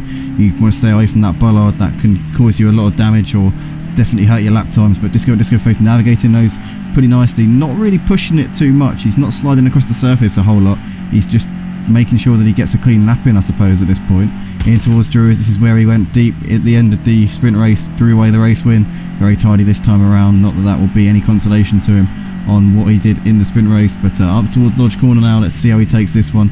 You want to stay away from that curve on the right hand side because it's off camber a little bit and it causes the car to bottom out, and ultimately you can spin around very easily coming out of that corner. Disco gets it nicely up towards the line, and that's the scorcher there, 133.4. Wow, very, very quick. I think it seems like his car is a little bit more in tune to the to colder temperatures, or maybe it's just the softer tires. I think that might be what it is. It could well be, but Disco's a man who I know for a fact, he always says this, he always races on the hards when he can. Maybe he has put the soft tyres on, but I've spoken to him multiple times in public lobbies. Disco was actually the man who influenced me to put the to start using hard tyres, because I always used to be very much a soft man, and Disco said to me that the reason why I was always spinning out after 4 or 5 laps was because my soft tyres were burning up. So I put some hard tyres on and realised that actually if you get used to them, the hard tyres are just as quick as the softs. But obviously you need some hotter temperatures for the harder tyres to work, otherwise they're completely and utterly useless. So maybe Disco has had to revert back to the soft tyres. Who knows? We'll have to obviously find out later on, but it looks like he's currently a little bit down on his personal best. His first lap though was a really quick lap there, 133.4, and that's going to be up there or thereabouts. I reckon he'll be in the top 4 for sure. Fails like Miguelito might be able to get ahead of him, but I don't think many other drivers will, as Maze moves up into second, still a little bit off of the pace we come to expect from Maze, as Craig goes up into second place, moves ahead of Maze there, 4 tenths clear, and Disco unable to improve on his personal best lap time there. Yeah, and I don't know if I'm remembering this correctly, but I do remember Daryl actually being pretty quick in the night. I mean, I remember it was Imola, and he was just really quick in terms of race pace in the second race, and it was completely pitch black out, and he was just flying. So, something maybe to watch. Yeah, for sure. If he's a man who excels in the colder conditions, he's able to get those tyres up to temperature, then this will definitely be suiting him. We're racing into the night here. This feature race scheduled to start at 9 o'clock. Time progression is on real time, so it's not going to get too much worse. Obviously, with the race starting at 9 PM, we're expecting it to finish at around 9:45. So it would be, not too much of a deterioration in terms of track temperature. So we'll have to wait and see whether or not Daryl's going to be on it, but Daryl's a very quick driver, raced in Tier 2 last season and was extremely dominant in Tier 2. Took, I think, 4 wins out of the 5 races that he took part in, so he was very strong. And he's moved up to Tier 1 for this season. Hasn't had the easiest of seasons, has had a few difficult races. It's been a bit hit and miss for him, but for sure he's going to be looking to try and kickstart his some positive results in his season. That is for sure. As he's coming out of Knickerbrook, gets a little bit wide there though onto the curve, and that would have compromised his lap time just a little bit. And it looks like he's backed out of it there. He's obviously got a slow down, which has told him, look, if you don't slow down enough, you're going to get your next lap invalidated. So he's backed out a little bit, and he's going to live to fight another day. DJPhilgreen's gone up into second. He's 6/10 off for the Disco's fastest time, as he's coming up towards Cascade, and he looks like he's on another lap as well. So we'll be seeing that Ferrari going for another flyer here. JM Gruel's moved ahead of Craig. Veilside goes to the top of the leaderboard. 2/10 clear of Disco. Sizzling stuff there from Veilside. Denshi improves his lap time up to 3rd place. He's got within 9/10 of a second of he'd already done that, sorry, beforehand. But yeah, Veilside there setting down a marker, but only 2/10 clear of Disco. So Disco's not too far off, and definitely will be drawing on that first race. The pain that he would have felt at the end of that race will definitely be spurring him on for the feature. I'm sure of that. Oh yeah, and just one of those things that I think is probably one of the best emotions you could ever feel when you're driving, if you can control it, is anger. If you are angry and you really want it, you could just turn angry fast, and it just fires you up, and it can just drive you super far through the pack. And it's done that to me in the real thing and in here, so it's in karting. In karting, I think it must work better, because these GT3s, I find that anger and happiness are the best emotions to drive with. If you're feeling downbeat or sad or just generally upset, you're going to do badly. It's as you say, it's about converting that into anger and trying to get at a boiling point if you can. But if being downbeat or just downright sad is never going to get you anywhere in racing. You're just going to get terrible results. Anger and happiness are going to be the ones that are going to get you places. We see Veilside going top of the leaderboard once again. He was already top, but he's extended that gap to Denshi to half a second. Denshi's moved ahead of Disco in that leaderboard. Boy, only 0.03 of a second, so it's pretty tight there between those two. But Veilside not massively clear at the top of the leaderboard, so it's going to be interesting, that is for sure. Disco coming in towards the final few corners now. Is he on a quicker lap? Was very hesitant there coming out of Druids. I don't think that's going to be an improved lap, because he was a little bit on and off the throttle there as he came out of the corner. Let's watch him and see though as he comes out of the last corner now. Puts his foot flat to the boards as he comes up towards the start finish line now. What is this going to be for Disco? Got unlucky in the sprint race. Almost got the win. He doesn't improve that time around. He stays in P3 for now. JM Gruel in the pits. Nando, Craig, MazeGamer, Daryl, Miguelito all out there on the track. DJ Phil currently sat in the pits, and the Dizzler's out there at the moment as well. So a few drivers in the pits making some changes to the setup, getting their cars maximised for the feature race, or for the qualifying session at least. Miguelito moves up into second as Nando loses it coming through the island bend, spins out onto the grass. Miguelito's moved up ahead of DJPhilgreen and Disco up into a provisional P2 here in this qualifying session. MazeGamer down in 8th place, really struggling tonight, but he's coming in towards Britain's right now. Not the night for MazeGamer, that is for sure. Yeah, just really, it seems like that car is everywhere in terms of the rear end. It's just really, and it's so easy to get. It's so easy to get loose at this track because it's so bumpy, and and his connection is not helping him at all. No, he's really all over the place. As we can see, Disco there just moving up ahead of him, but Maze looks like he's really struggling with that internet for whatever reason. Veilside's come out of the pits for another attempt to try and extend his margin at the top, but Maze is not having the night. His network is having absolute horror shows, and this could make the difference. If he disconnects tonight, or if he disconnects now, this could be his championship done and dusted. This is really worrying times for MazeGamer at the moment. If any drivers are listening to the stream, if anybody can send an invite to Richie95, it would be massively appreciated. If anybody can send Richie an invite before we get to the 3-minute mark. I did say in the general chat, I don't think anybody sent him one. I can't. I'm the broadcaster. I can't. It doesn't let me. I did ask in the general chat, but I think everybody's too busy qualifying, which is fair enough. Miguelito's gone top of the leaderboard. Ooh. Look at that, 700ths of a second ahead of Veilside. Miguelito has stepped up his game to another level over these last couple of weeks. He's going all out to try and defend this GT3 title, which he won over Richie last season. As he gets sideways there, has to overcorrect the car coming through Cascades onto the grass. That's that lap done, pushing a little bit too hard, trying to find the limits. But Miguelito was the champion of last season's championship, and this season he's taken his driving to another level with the threat of Veilside. Obviously Veilside joined midway through last season and wasn't a contender in the championship, but now that he is very much in the battle, leading the championship is Veilside. It's caused the reigning champion Miguelito to really raise his game. If anybody's wondering who Miguelito is, it's PLL, P1 top left hand corner of the screen.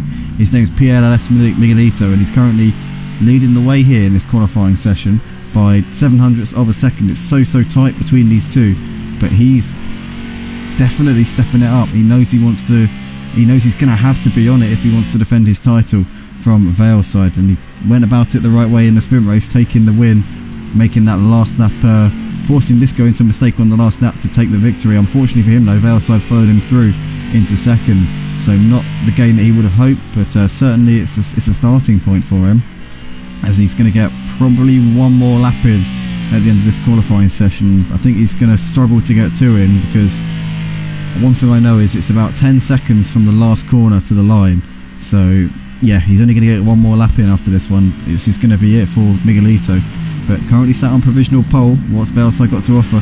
Interestingly there, one thing I just saw there, Funstopper, he's getting really wide there coming into the entry. He's going for absolutely every little tenth of a second that he can. You saw there as he's coming into Lodge, he went a little bit wide onto the runoff coming on the entry to the corner, so he can have a better run up for the corner, which is interesting. I find he's going all out to try and get any little advantage that he can, and this is what we want to see. We want to see these guys pushing it and giving it 110% for this championship. Miguelito and Veilside separated by very little right now, and hopefully it continues on in this form. No, gets it completely wrong. That's you just what you feel is this opens the door for Veilside. That makes you flinch. That makes you flinch when you see something like that. When you see somebody spin off onto the grass and then hit the tyre barriers in that fashion, it honestly makes you flinch, even though it is a game.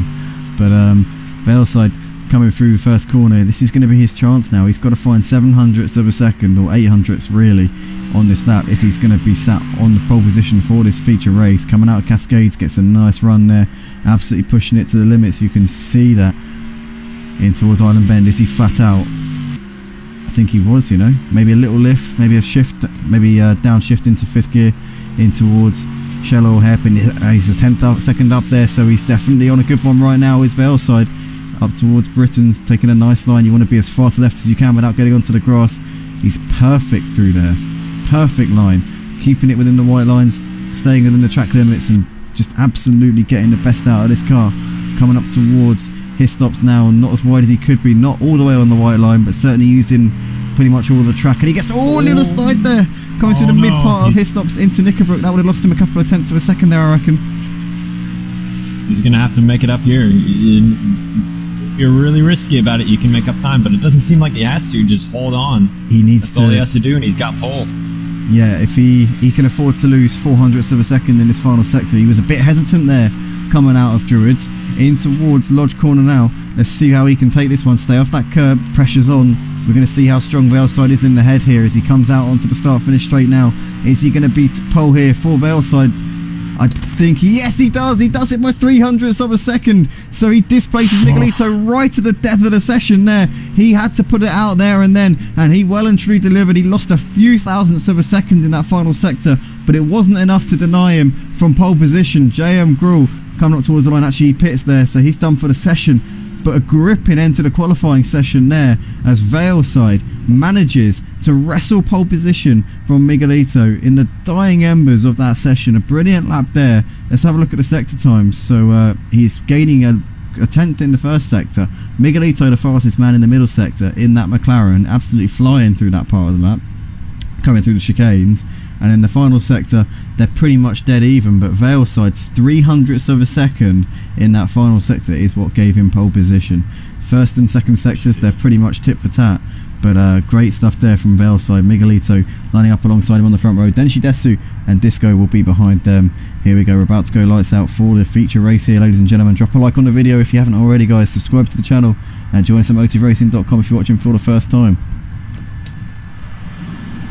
Yeah, and something to direct your attention to was JM Grill and Clegg were separated by 0.03 of a second. That's just nuts. Those two, there's going to be a lot of racing here. It's just going to be the top two are going to be racing. Third and fourth are definitely going to be racing quite a lot. I mean, I saw they were getting pretty close to each other, so it's going to be. I'd say this is completely up in the air at this point. Yeah, absolutely. I reckon it's going to be a great battle between these front two. We've seen in qualifying there, they're separated by pretty much nothing at all. So Miguelito is definitely going to be wanting to continue this momentum. Took a few points out of Valeside in the first race. Valeside's been the man to beat over the course of this season, but Miguelito's the reigning champion. He's going to be wanting to defend his title. He's going to be doing everything he can to retain that. He's not going to have it easy though, because Valeside has been on a mission throughout the course of this season so far. Maze Gamer could pretty much have put an end on his championship already just from that first race. He needs to make sure that he can be, if not ahead of Valeside and Miguelito, he needs to be close to them in this race if he's going to keep himself in that hunt. 28 laps of Oulton Park, standing start. We're going to go straight into this one. It's going to be lights out and literally away we go. But Funstopper, I didn't ask you this question in the sprint race. I'm going to have to put it to you in this one. We know how much power we got in this box, mate. Who's your money going on for this one? Who are we going to put the commentator's curse on? Oof, man, this is, I mean, I kind of want to be boring, but at the same time, I just kind of have a feeling about, dear God, I cannot say his name, but I'm going to change my answer to Disco McDisselface, because, well, obviously... DJPhilgreen? Yes, him. Because he's in third. He's in the Ferrari, and that Ferrari can get around here pretty well. It's going to be good. It's pretty solid. One driver's not rated up. Here we go. We're lights out at Oulton Park. Disco gets a good start, slightly better than DJPhilgreen coming up towards turn 1. I think he's going to have P3 there. Maze lagging all over the places. Valeside covers off Miguelito into turn 1, and a very hesitant start there from Miguelito, and DJPhilgreen's going to look to the outside here, coming out of Old Hall up towards Cascades now. He's going to have the inside for Cascades there. Is DJPhilgreen moving up into second place. Miguelito giving him the space there. Great start from DJPhilgreen as he's trying to have a look, but Miguelito's going to hold it around the outside of Cascades. Disco just behind them. There's Maze Game and Nando tucking in behind there. JM Gruel, Daryl. We got the Dizzler and Clegg at the back of the field, but Miguelito covering that line off. And then she looked at the other side. Oh, it's Mace has gone off. Mace is onto the grass there, coming through Island Bend. Has he put it into the barriers? Hopefully he hasn't. Where is he? No, he's lost out a bit of time there. He's lost out maybe to. He's actually held it there ahead of Nando. So Mace looked like he was on the grass there, but he did hold on. Maybe it was a bit of lag there in that little exchange. But JM Gruel, Daryl. We've got the Dizzler up into 8th place ahead of Denshi. Denshi's gone off though, and he's now down to the back of the pack. Disaster for DJPhilgreen after such a promising start to this race. Why did I have to do it? I'm so sorry. It's not fair. I'm so sorry. It just goes to show that. You didn't commentator's curse on anyone, Navy. That's your fault.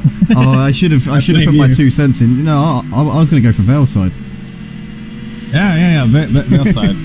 Yeah, 100%. Yeah, I was going to go for Valeside. But anyway, so Valeside leads this race by 1.6 seconds. He's got a good lead at the moment. Miguelito there sat in second place. A second back to Disco McDiscoface at the moment. Nando, JM Gruel currently fighting this one out for 4th place. JM Gruel all over the back of him as they come out of Lodge Corner to complete the first lap of this race. As we see JM Gruel riding over that curve on the exit of the last corner, but keeping it together for now.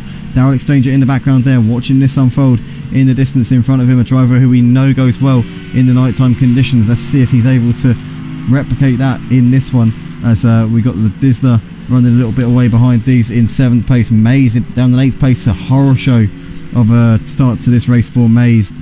Came into this round second in the championship, but this has not gone to plan for him as he goes wide, coming out of Cascades onto the gravel. Oh no, he's straight on pretty much there, and he's spun it around facing the wrong way, resets the car as well for good measure, Clegg is up into 8th. Clegg not having the race he had in the sprint race, down in 8th place, a long way behind the leaders at the moment.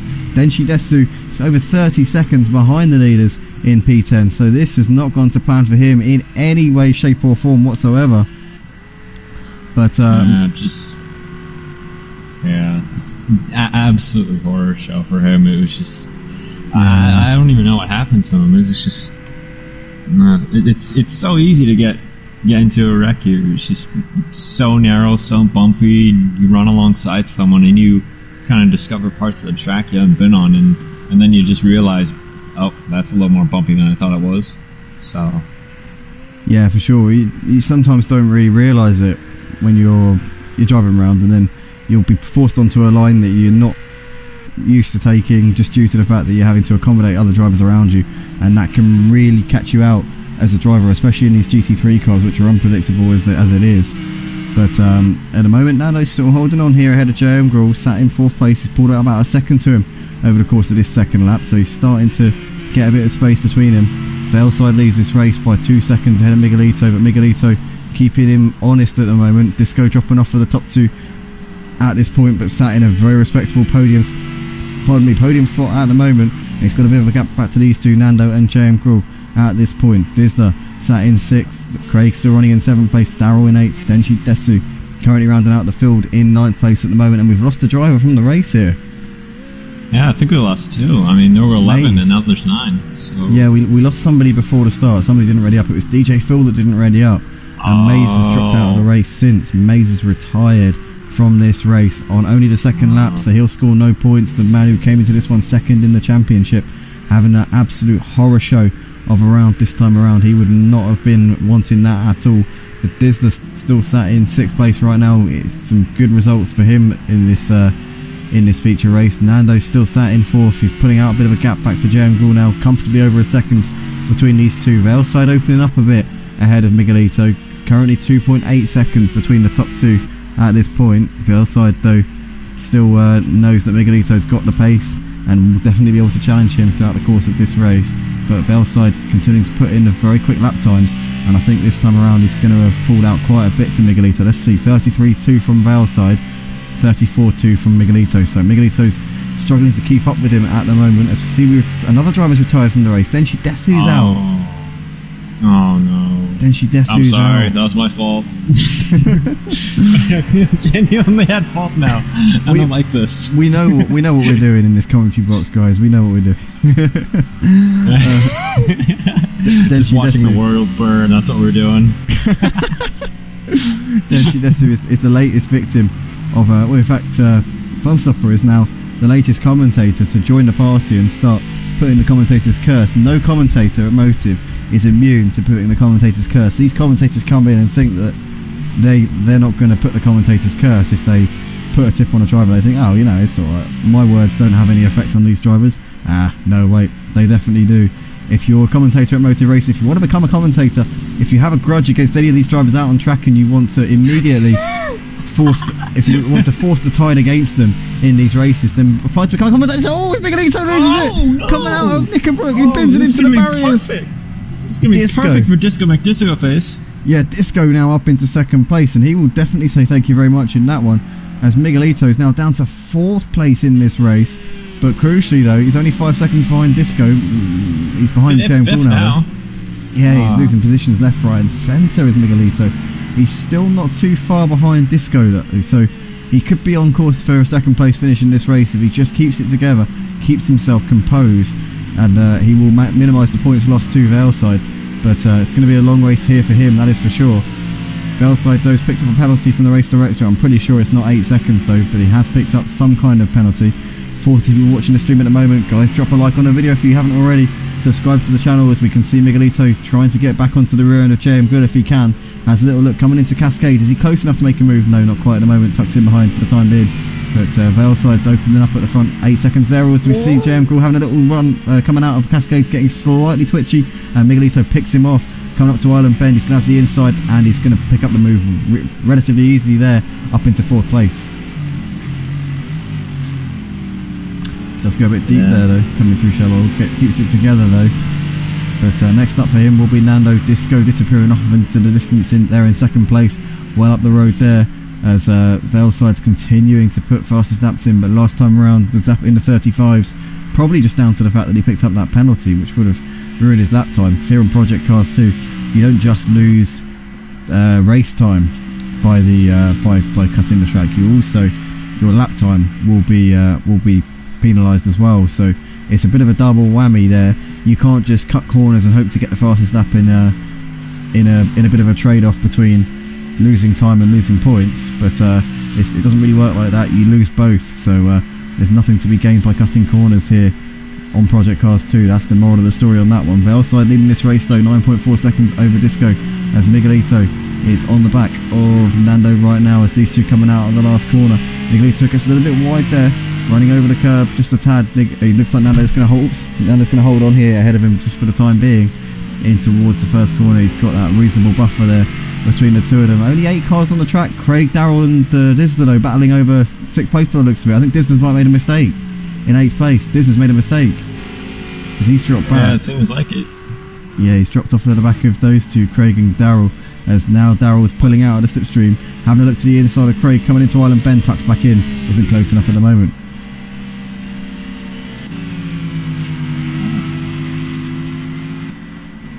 These two are definitely going to be still gone. Yeah, so we see Darrell there making that on the inside of Craig. Craig looks like he's not able to come at him, coming in towards Shell Oil. So Darrell not having the best of races here. Since moving up to Tier 1, he's not been the same driver. He was incredibly quick in Tier 2, and I know a lot of people will say, yep, it's Tier 2, different class. But saying that though, I mean, he was so consistent in Tier 1. He would just put in the laps, he would constantly be banging in the times, and there was no hint of a mistake from him. Now that he's in Tier 1, it just seems like the mistakes are creeping in. Maybe not being the fastest, not being the best can have a detrimental effect on somebody's driving. But whatever it is, it's not been the feature race for him, that's for sure. Yeah, and Miguelito's gotten by Nando. Just missed the battle there, but did get by him. Did seem like it was, I don't want to say it was relatively easy, but because it did seem like Nando was putting up one heck of a fight to keep him behind, just doing a great job defending from Miguelito. And I know he's not an easy guy to keep behind, so props to Nando for holding him at bay for as long as he did. But yeah, I can guarantee you this is deja vu for Disco McDisco face right now. Yeah, I wouldn't think the pressure is as much as it was in the first race, because obviously he had the lead. He'd had the lead for such a long time. He had everything to lose in that sense. I suppose now it's not going to feel like there's as much at stake. But I get exactly what you mean though. With Miguelito's going to be closing up onto the back of him, it's definitely going to be playing on his mind. He doesn't want to make another mistake and let the same thing happen again, because once you keep letting the same things happen again, it's a slippery slope really, and it's kind of hard to get out of that rut. Yeah, and looking at the lap times right now, it seems like Darrell has the second fastest lap time right now at a 34.7. Yeah, he's... While Veilside just pulled a 33.6, but his previous one was like a 34.1. So Darrell looking quick again in the night, so definitely one to watch. He's quick, yeah. Always he makes a bit of a mistake there coming out of Druids, gets a bit onto the grass, keeps it pointing in the right direction though. But yeah, he's quick, but just consistency has been a bit of a problem throughout the course of this one. As Mace has left the session, he was already out of the race, but he's now fully pulled the plug on this one. But Darrell there still sat in 6th. He's 3 seconds behind JM Grill at the moment. Got a couple of seconds back to Craig, second off his personal best that last time around, so not ideal there for him. Fastest men out on track, Veilside and Miguelito, currently 16 seconds separating them in first and third. They got Disco in between them, running in P2, doing a good consistent job at the moment. Could have won the sprint race, but got that one taken away from him. Crawley at the end, just down to a small little mistake, which put a nail in that chance to take a win. Miguelito reeling them in, only 3 seconds behind between these two on the track at the moment. Miguelito's pulled back pulled out 5 seconds to Nando, who's still running in 4th place at the moment. He in turn has got 7 seconds back to JM Gruhl, so it looks like he's relatively comfortable there. Got a comment coming in the YouTube stream from Denshi Desu. We can't see it on the comments section, but it's showing up on our on the screen. It says, "I'm not feeling it today. Pollen is a bitch. Had a bad first race, then got it together in qualifying, then messed it up again in the first lap of the race. See you at Spa, Denshi Desu." Good to hear, Denshi Desu. Unfortunate, obviously, to hear that you're not feeling very well today, but good to see you're in good spirits and look forward to the next race. Hopefully, see you in the next one. I still take full responsibility for that. Yeah, Funstopper sends his apologies there, Denshi, because it's his fault. It's nothing to do with you at all. It's not your fault. None of this was your fault. Nope. This was all because of Funstopper backing you to win the race. This is racing. We're all drivers. We need our excuses. I'm your excuse, all right? He's happy to be your excuse. You've got to take that. You've got to just take that one and run with it, you know. I don't throw that around very much. Brilliant stuff there. But yeah, the commentator's curse in full effect. Even with a newish commentator on board, still able to work that magic and watch the effects play out on track. As Miguelito still sat in 3rd place at the moment, 2.5 behind Disco. It's closing that gap though. Last lap he was 1.5 quicker than Disco. He's really getting it done at the moment. Is Miguelito, and Disco, as you said, Funstopper, definitely going to be feeling a bit of deja vu pretty shortly, because he has been bringing that gap down. He's been he can probably see Miguelito's headlights in the distance in his rearview mirrors now, and that's definitely going to be playing havoc with the way that he's going to be driving. Miguelito, half a second off of his personal best coming through the middle sector, still on a pretty quick one at the moment. 16 seconds off of Valeside. He's probably written off the chance of winning this race without a mistake from Valeside. He just knows he needs to get ahead of Disco and minimise that points gap to Valeside, because if he gets ahead of Disco, manages to maybe put in the fastest lap as well, then overall throughout the course of this event he will have made a gain on Valeside in terms of the points. Admittedly only 1 point, but it's better than losing points. Yeah, and it seems like Miguelito really gained on Disco McDiscoface in the final corner there, just absolutely eating away at the gap on the exits, seems like right now. But Disco McDiscoface really doing a good job right now. Just really doesn't seem like he's making too many mistakes. It's just Miguelito just in another class just with Valeside right now. It's going to be difficult to hold him off, but I guarantee you Disco McDiscoface has something to redeem to himself. Yeah, for sure. He's got to redeem himself right now. Yeah. It's going to be hard for him because he's obviously sat in 2nd right now. That opportunity that he had in the first race might not come again, and that's not being nasty. That's just stating a fact. It might that ship may have sailed, because that was a chance that's not always going to come along every day. He'd obviously got himself into clear air, managed to get ahead of Craig, pulled out a bit of a gap, and Valeside and Miguelito got a bit held up in their charge back through the pack, which sort of prevented them from being able to be there earlier on. So yeah, he'll definitely feel like that one got away from him, but now he's just got to focus on consistently getting some podium finishes, getting some solid points in. And I reckon Disco, if he can keep driving the way he is at the moment, could certainly be in a top 5 in this championship by the end of the season. I know that's not what he wants. I know he'd much rather be, fighting for the championship, but it's not a bad place to be, and certainly being on the podium when you've got drivers like Valeside and Miguelito to contend with, that is no slouch. Oh yeah. Oh, gets loose there. Gets really out of shape. Doesn't look like Miguelito has much of a run. I think that he'll have it through here. Yeah, the grunt of the BMW just slightly more than what's in the McLaren, and Miguelito not able to get around in there.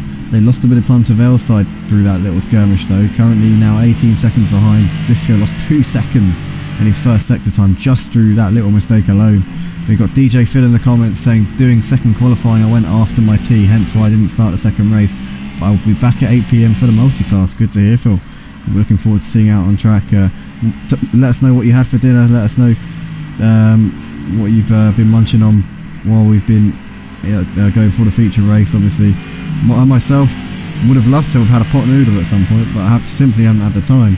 Had work this morning, felt very, very tired, went for a quick afternoon nap and woke up about 5:30, quickly hurried myself together in a bit of a rush to get the lobby open, set up the stream and all that stuff, so my brain's a little bit of a mess and I still haven't eaten for a while, so yeah, I'm absolutely starving right now. Funstopper, what did you have for dinner tonight? Or it's at lunchtime over there, isn't it? Where you are? I haven't had lunch yet. I had a big breakfast, so I had scrambled eggs, so yeah. Scrambled eggs. That keeps you going certainly for a little while. Yeah, and well, Disco McDiscoface is doing a really good job defending from Miguelito right now, and just really covering off beautifully, just parking his car in all the right places, and just Miguelito really having to find a way around. Oh no! Oh. He just a little lapse of concentration there. I've done that myself through Cascade. He just needs to keep himself together now. Yeah. He's still sat in a podium spot. I think Nando's going to pick that one up and move up into third. That was close. That was very, very close. Disco's still not too far behind Nando though. He's sat in 4th place right now, 4 seconds separating Nando and Disco, so he's still very much in that hunt for a podium spot. And now, if anything, I know it sounds funny, but if I were in Disco's position now, I'd almost feel a little bit more tuned in, because in the position he was in there, right, he was sat in 2nd. He was inevitably going to lose out to Miguelito, because Miguelito's just so quick. Veilstein and Miguelito on another planet compared to the rest of this GT3 Tier 1. But Disco is now in a position where he's got to fight. He's got something to aim for now. He's got Nando 5 seconds up the road, so maybe this is just going to, I don't know, for me, I'd rather be in a position, I know it sounds weird, I'd rather be in the position that he's in now than I was before, because essentially you've got a target, you've kind of got something to strive for, whereas before you're kind of just trundling around in a position that you're already in. So I don't know. Yeah. Funny way of looking at it. You're hunting rather than being hunted without even knowing it, which is definitely a very good position to be in, because you're just right in the zone. You're in a thick of the battle really as well. Easy to get. Yeah. As he's coming into the pits. So making his mandatory pit stop, I did forget to put the pit window up, but thankfully everybody knows now it's a third of the way into the race. The pit window opens, so lap 9 or 10, any time after that, come in. But Disco is into the box. Looks like that was a solid pit stop there, 5 or 6 seconds, standard box standard pit stop there for Disco, and he's back on his way once again. And it looks like he'll emerge just behind Daryl and ahead of the Dizzler, I think. Yep, Daryl's just coming through Old Hall corner now. So just a heads up for those who were maybe a bit afraid to pull the trigger and come in. The pit window is now open, so anybody can come in and make that stop. We've got 13 people watching the stream at the moment. Guys, if you haven't already, drop a like on the video. It really, really helps us out an enormous amount. If you like what you see here at Motive Racing, then come over to motiveracing.com, join the Discord server, get involved in our championships that we've got on Project Cars 2 or ACC, and we've got F1 2021 League starting up very, very soon. The game comes out on July 16th. Sort of penciled in a July 30th season start date, but hang fire on that one, because that may be subject to change, maybe 6th of August, depending on other things. But if you guys play F1 2021, definitely come over to Motive Racing, check that out, check out our races from the season just gone. We've got a playlist up on the YouTube channel if you want to check that out. Also got playlists from our previous seasons as well. As we're watching Craig at the moment, sat in 5th place. He's 6 seconds behind Jamgul, 10 seconds ahead of Daryl at the moment. Not been the race that he would have been hoping for, considering the race he had in the sprint, where he came in 4th place in that one, having led it for a while. Could have been on the podium if it wasn't for a small mistake coming towards the end of the race, but certainly some great points tonight for Craig in this one, as he's 9/10 off of his personal best coming over the line to complete lap 13 of this one. Veilstein's gap over Miguelito though, 22 seconds. He's pretty much got this one in control. Miguelito 5 seconds slower on the last lap, and Veilstein struggled on the last lap as well. Did a 1:36, but Miguelito seemed to have had a horror show on that last lap. He'd done a 1:41. That is about 8 seconds off of his personal best. Yeah, I mean, it did seem like he was going a little bit slower. I did see one dot on the map just going a little bit slower, and I just couldn't figure out who it was, so it must have been him. Yeah, he's only 4.5 seconds ahead of Nando now, so he needs to stay on it, needs to keep himself together, otherwise it might cause him problems later on in the race. about halfway through this one. Velside just starting lap 15, so a 50% race distance here for this feature race. Obviously Miguelito minus a front left headlight, should I say. So that's definitely going to be compromising his ability to see in the dark, but as long as he's got one headlight on, it should be more or less okay. If that one on the right goes though, he could find himself in severe trouble, so he needs to make sure he doesn't hit the wall again. If he hits those walls again, then that could be some very severe repercussions for him, so he needs to keep it clean and tidy from here on in. But he's got 5 seconds back to Nando, pulled out a bit of a gap on that lap, 7/10 quicker than the man sat in P3 in the Porsche, and he's got about 8 seconds back to JM Gruhl, so looks like he's pretty secure in that one. The battle that we're going to be looking out for though is going to be between Nando and Disco. But saying that though, I'm just looking on the timing board now. Disco has lost quite a bit of time in the pits. He's 37 seconds behind Nando on the track. I think a pit stop here is about 25, maybe 20, between 25 and 30 seconds. So he's going to come out quite a long way behind Nando, and he really has lost out here. Yeah, it's a very long pit lane here, especially on the exit. It's just like, can I go now? No. Yeah, what do you mean? you get to the end of the first bit, you cross over that line, and it's like you're still trundling along, turning right, like yep, thank you, yep, and you just see these drivers coming around turn one, like you see one driver go past, see another driver go past, and you think, how the hell did they get such quick pit stops? How is that possible? You know, yeah, what have they done? Yeah. What have they done to those cars to get those pit stops? That is insane. It's very, very painful when you're watching other drivers go past you out of this Oulton Park pit lane. Do you know what I think they should have? To protect drivers from the shattering of morale coming out of the pits, they should have like these little walls or these screens so you can't see the track from the pit lane. Just so that you don't feel really disheartened when you see drivers just driving past and think, oh, I could be out there doing that, but unfortunately I'm in the pits. Yeah, that would be nice. Or you could just like have like a second visor that's just covered in metal or something, so you just flip that down so you just don't have to look. Yeah, exactly. And just hope that there's nobody crossing the pit lane, or that there's nobody stood just by the pit lane and you just sort of veer off track and oops, or anything like that. But yeah, no, for sure. It would be nice, but Disco's currently running in 6th right now. He's a minute and 2 seconds off of Velside, I think. He's a minute and 6 seconds. I was looking at Darrell's split times there, so he's currently 36 seconds behind Nando at the moment, as Darrell comes into the pits to make his stop. Nando's still yet to come in. Velside, Miguelito also need to come in, as does JM Gruhl and Craig. Disco should come out in 4th ahead of JM Gruhl.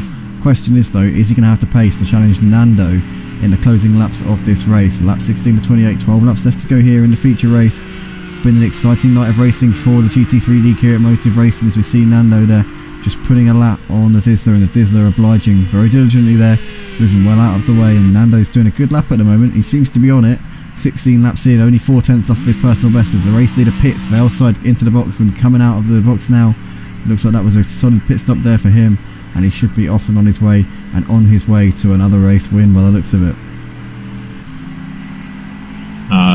I thought maybe Disco McDiscoface could be close enough, but it does seem like Velside just has a massive gap right now. And Miguelito might be able to capitalize a little bit, maybe put a fender on him. Miguelito actually makes a move, yeah, he's got ahead of Velside, but Miguelito still has to pit. Miguelito still has to come in at some point, so Velside maybe just thinking better of fighting that one, because he knows that Miguelito's going to come in, and he's gone wide there, straight on at the Shell Oil, resets onto the track.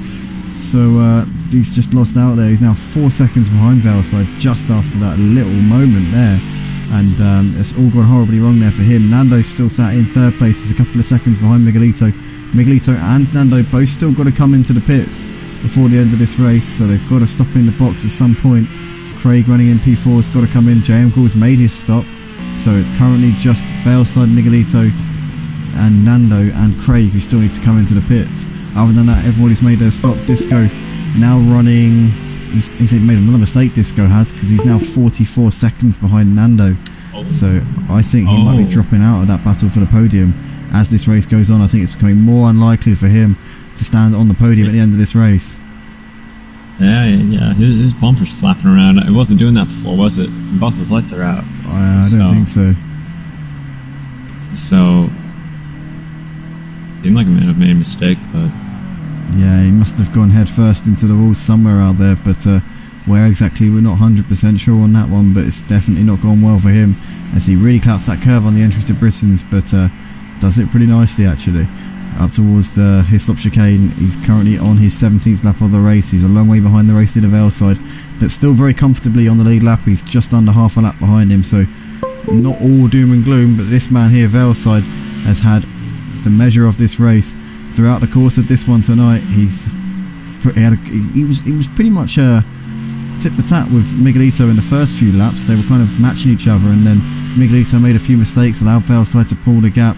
He's just been faultless. Miguelito's been pushing to his absolute limits to try and stick to the pace of Velside, but it just hasn't really come off for him, and Velside is pretty much home and hose. As long as he just keeps it together in these final 10 laps, he's got this one in the bag, and it's going to be yet another win here in this GT3 League for Velside.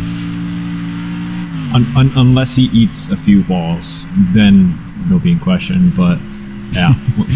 Anything can happen, you know? Anything can happen. Yeah, I mean, I've seen guys, one of the guys that was running 1-2, the guy who's running second, his engine just decided to blow up, and this isn't the real thing. You know, this isn't karting, the real thing. His engine blew up, and it was go time. It was time to fight for podium, so, yeah. Absolutely. Everybody behind you just thinks, yes, this is my chance. Yeah, for sure. Yeah. But obviously, yeah, and in sim racing, the equivalent of an engine failure is a disconnection, really, because on no mechanical failures for these guys, no damage, just visual damage. So really, the thing that the engine failures on this game are going to be those disconnections. Your Wi-Fi just deciding for a split second that it doesn't want to play ball, that it wants to start messing around and causing you extreme stress and pain. Then all it needs to do is just flicker out for a second, and that's it. It's game over. That is you done for the race. So Velside will be hoping that clings on. There's no reason to expect that it would bottom out due to the fact that he hasn't disconnected from a single race throughout the course of his motive racing career, as we see Disco ironically disconnecting there. You had to say it. Yeah, I reckon it might have been I reckon that might have been a button. I reckon that could have been the off switch there. I don't want to call it, but I have a hunch that was an off switch. Yeah. That's why I'm watching That's why we're watching Velside right now. Is hoping that something happens and throws an absolute wrench in this race. And I mean, Velside has won quite a lot of races this season already, and he's just been ridiculously quick and consistent, and just very rare to see a mistake from him. And it's yeah. It's not often that you see him messing up. It's a shame for Disco. He's commenting in the YouTube stream there saying, a whole lot of nope. Pit crew didn't change me into soft, hard to dead cold, can't be asked trying to change them again. Good racing guys, I'm out. Shame there for Disco, mate. It's not been the night for you. Obviously, sprint race slipped away. It was going to be, I honestly thought that was going to be your race in the sprint race, but it just wasn't to be. But you drove well tonight, you had some good pace, and ultimately it just slipped through your fingers. Velside and Miguelito, probably two of the fastest drivers in the GT3 category on this game, period. I honestly believe that they are some of the fastest drivers on the PlayStation 4 ever on Project Cars 2. So that's no, you know, there's certainly not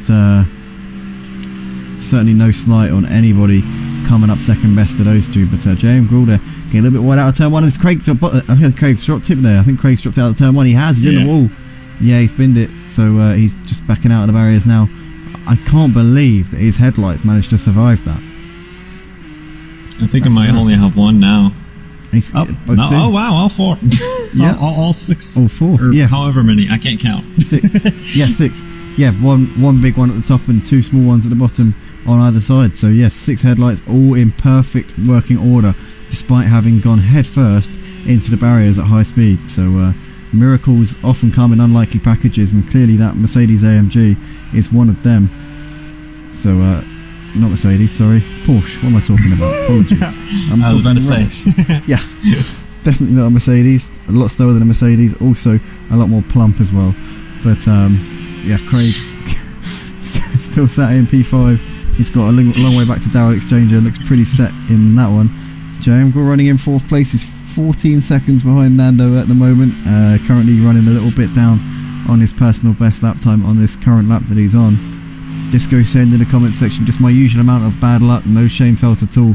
The leaders are animals, good guys to match. Absolutely, exactly what I was saying, Disco. They are just on another level.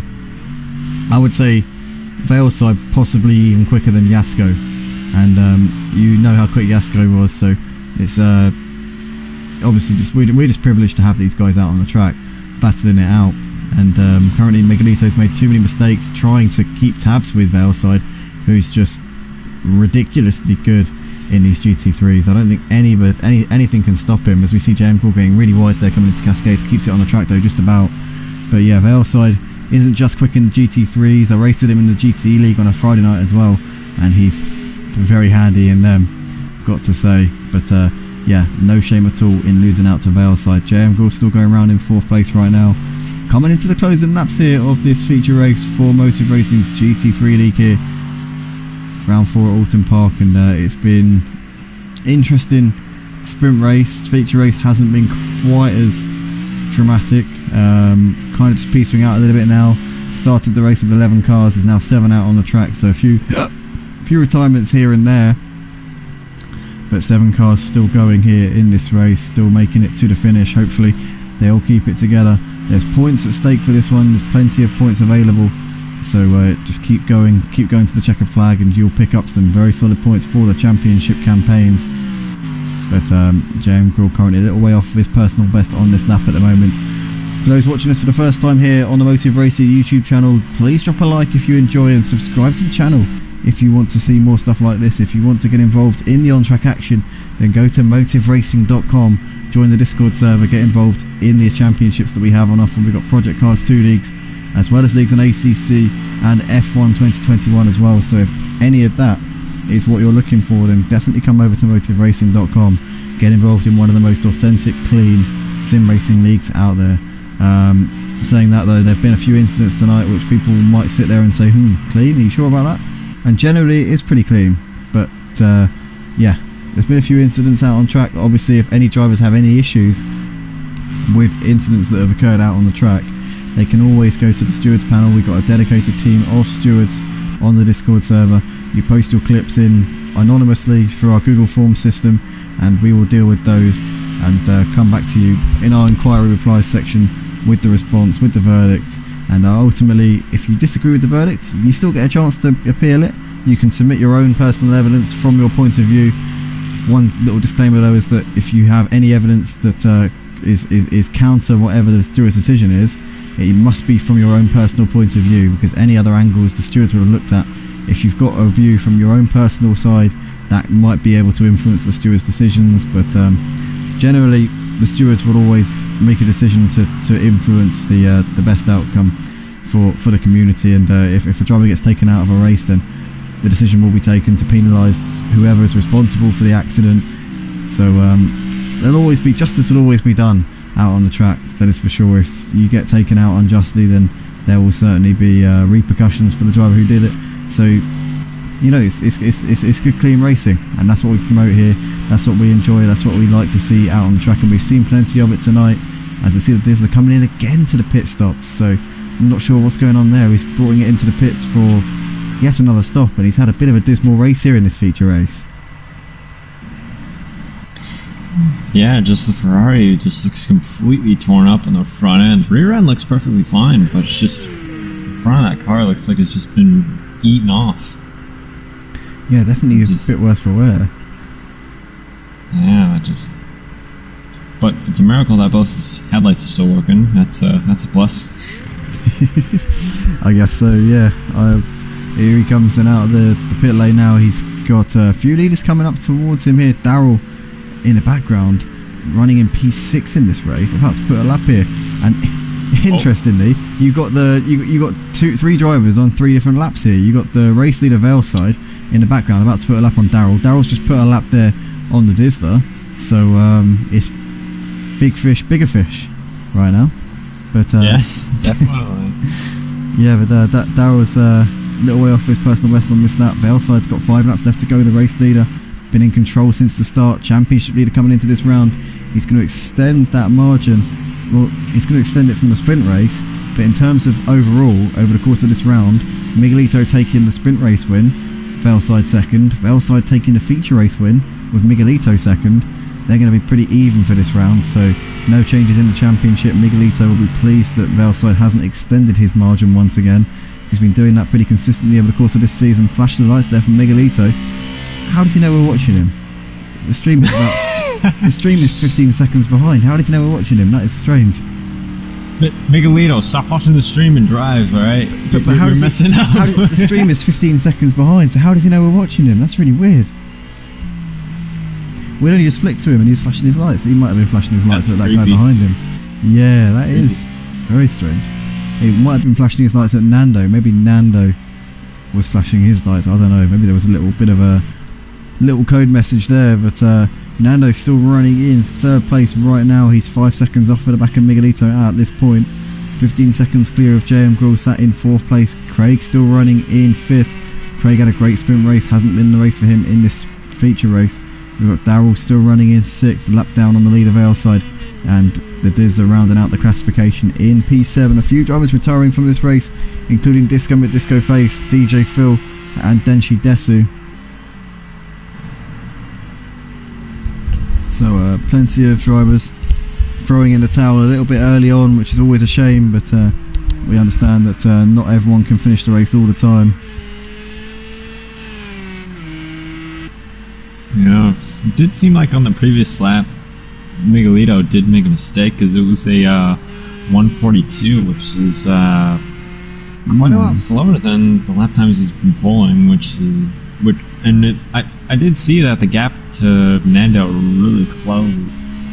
Yeah, he needs to be careful, Miguelito, because he's definitely not out of striking distance. Oh, as I say that, and he's gone. Oh, he needs to stay out of that tyre wall. He does really well.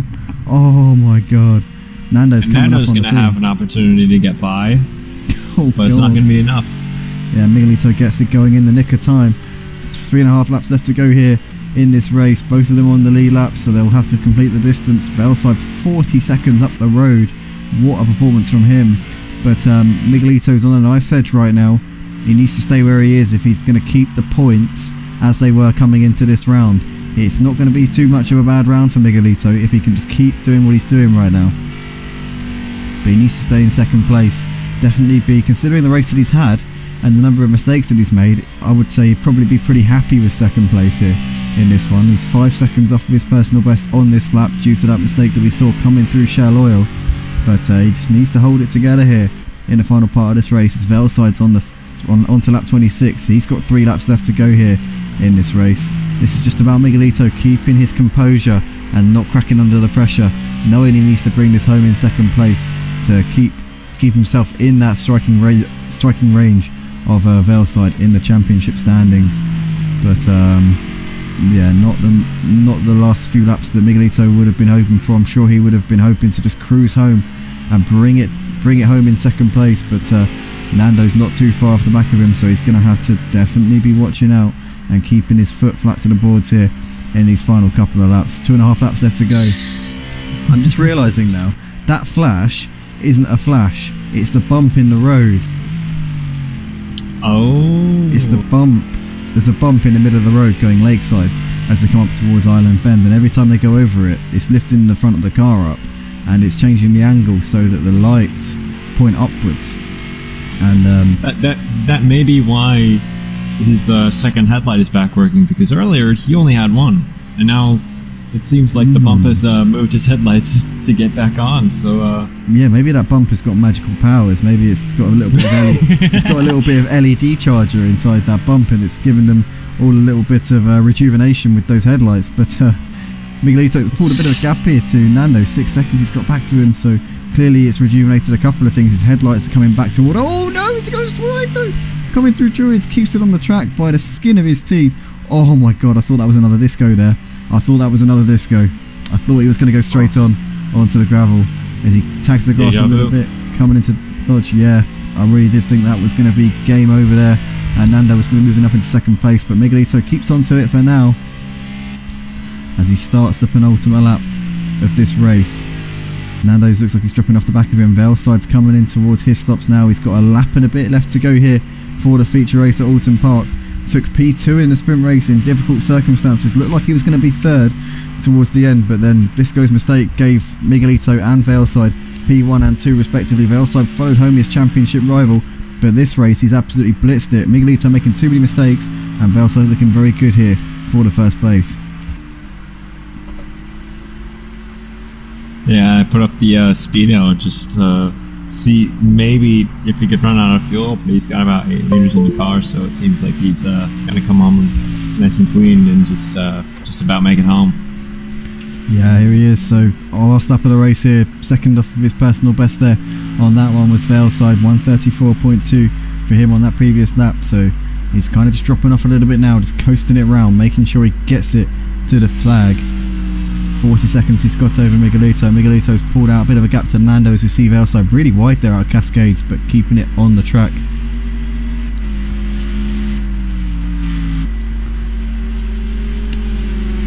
Currently got 11 people watching us here on the final lap at Oulton Park. Drop a like on the video, guys, if you haven't already. Subscribe to the channel, join us at motiveracing.com if you're watching us for the first time. As Veleside in towards Britain's. Got half a lap left to go here. Took second in the first race of the evening. Championship leader has taken 4 wins so far this season. Has been on sizzling form since the beginning of this one. This is going to be his 5th win of the season here, as he now into his stops in Knickerbrook. Keeping it tidy, doesn't need to push it, he just needs to bring this one around this final lap. But what can we say about this man tonight? He's just been flawless, has not made any mistakes, and Miguelito unfortunately got involved in too many skirmishes. Yeah, as the gap between Miguelito and Nando goes down to 3 seconds, seems like another mistake, but right now Veleside coming through the last corner. Yeah, here he comes. Veleside's going to take his 5th win of the season, extend that championship gap. Very much looking like he's on course for a GT3 title this season. Miguelito, no match for him in this feature race. Too many mistakes came into play. Veleside is your winner. Avenges his loss there in the sprint race. Miguelito coming in towards his stops now for the final time. He's got 3 seconds back to Nando and should be okay to hold on for that one. Is Nando going to have anything left in the tank to bring to the fore? He's got to do it now if he is. But I think that Miguelito's got enough in the bag to hold on here. In towards the final sector of this lap, coming up towards Druids. Here he comes. Here he comes onto the power now. Doesn't run wide there, keeps it on the grey stuff up towards Lodge Corner. He's comfortably got second place here. Miguelito, the reigning champion of this GT3 League, has been up against it since the start. He's going to keep the points tally as the same as it was in terms of the margins to Veleside coming into this round. Veleside takes the win, but Miguelito second. Nando in third, completing the podium. Bit of gap back to JM Gruhl running in 4th place. Decent result here for him. Some very good points in the bag for JM Gruhl. Lots of drivers disconnecting or jumping out of the race, and one driver failing to ready up at the start. So JM Gruhl flashed the lights there as he crosses over the line in 4th place. A long way back here to Craig, who's coming into Lodge now. Had a very strong sprint race, but the feature not really the way that he would have wanted it to go. Up towards the line here, Craig crosses over. Flash the lights? Nope, doesn't look like it, but here he comes. Last car on the lead lap is Craig, and that is that then for the feature race. Daryl, the Dizzler, both classified there in 6th and 7th. DJ Phil unfortunately forgot to ready up at the start. We've got a few drivers disconnected, couple crashed out of the race, but Veleside and Miguelito and Nando, your top 3. Veleside in a class of his own in that one though, fun stopper. Didn't put a foot wrong. Yeah, just Veleside just drove a perfect race, kept his car completely clean, and it was actually kind of funny because, correct me if I'm wrong, he was the only car that was completely unscathed through everything, so just keeping that car in pristine condition, and that's very, very important, especially on the first lap. It's just keeping your cars clean and and that's exactly what Slaed did, and just kind of let everyone squall behind him and just ran away. Absolutely, and I think if this was a full damage spec series, then we would definitely be seeing Slaed quite a few laps ahead, rather than just 50 seconds ahead. For sure, it would definitely change the driving style. But it's one thing we've been considering for a while. I'm considering putting some damage on at some point in the future here at Motive Racing. We've always run visual, but maybe it would just make the racing a little bit more cleaner and realistic, and we'd see people respecting each other just that little bit more, knowing the consequences are so much more severe if you do overstep the mark. So maybe we'll be seeing that at some point. Certainly not this season though. But Slaed, your winner, Big Lito second, Nando third. Big thank you to Funstopper for joining me in the box tonight. Pleasure to have you alongside me. Great commentary tonight. It's a pleasure to be here. Thank you. Absolutely, and thank you to all the drivers on the track, and also those who commented in the YouTube stream. To those who have liked the video, if you haven't already, guys, drop a like, get this video to 10 likes before we get off air. We're going to head off. We're going to be back very, very shortly for the multi-class series on Project Cars 2, LMP2 and GTE. Stay tuned for that. Stream will be live in a couple of minutes, but from all of us, it's a big thank you, and we'll see you in the next one.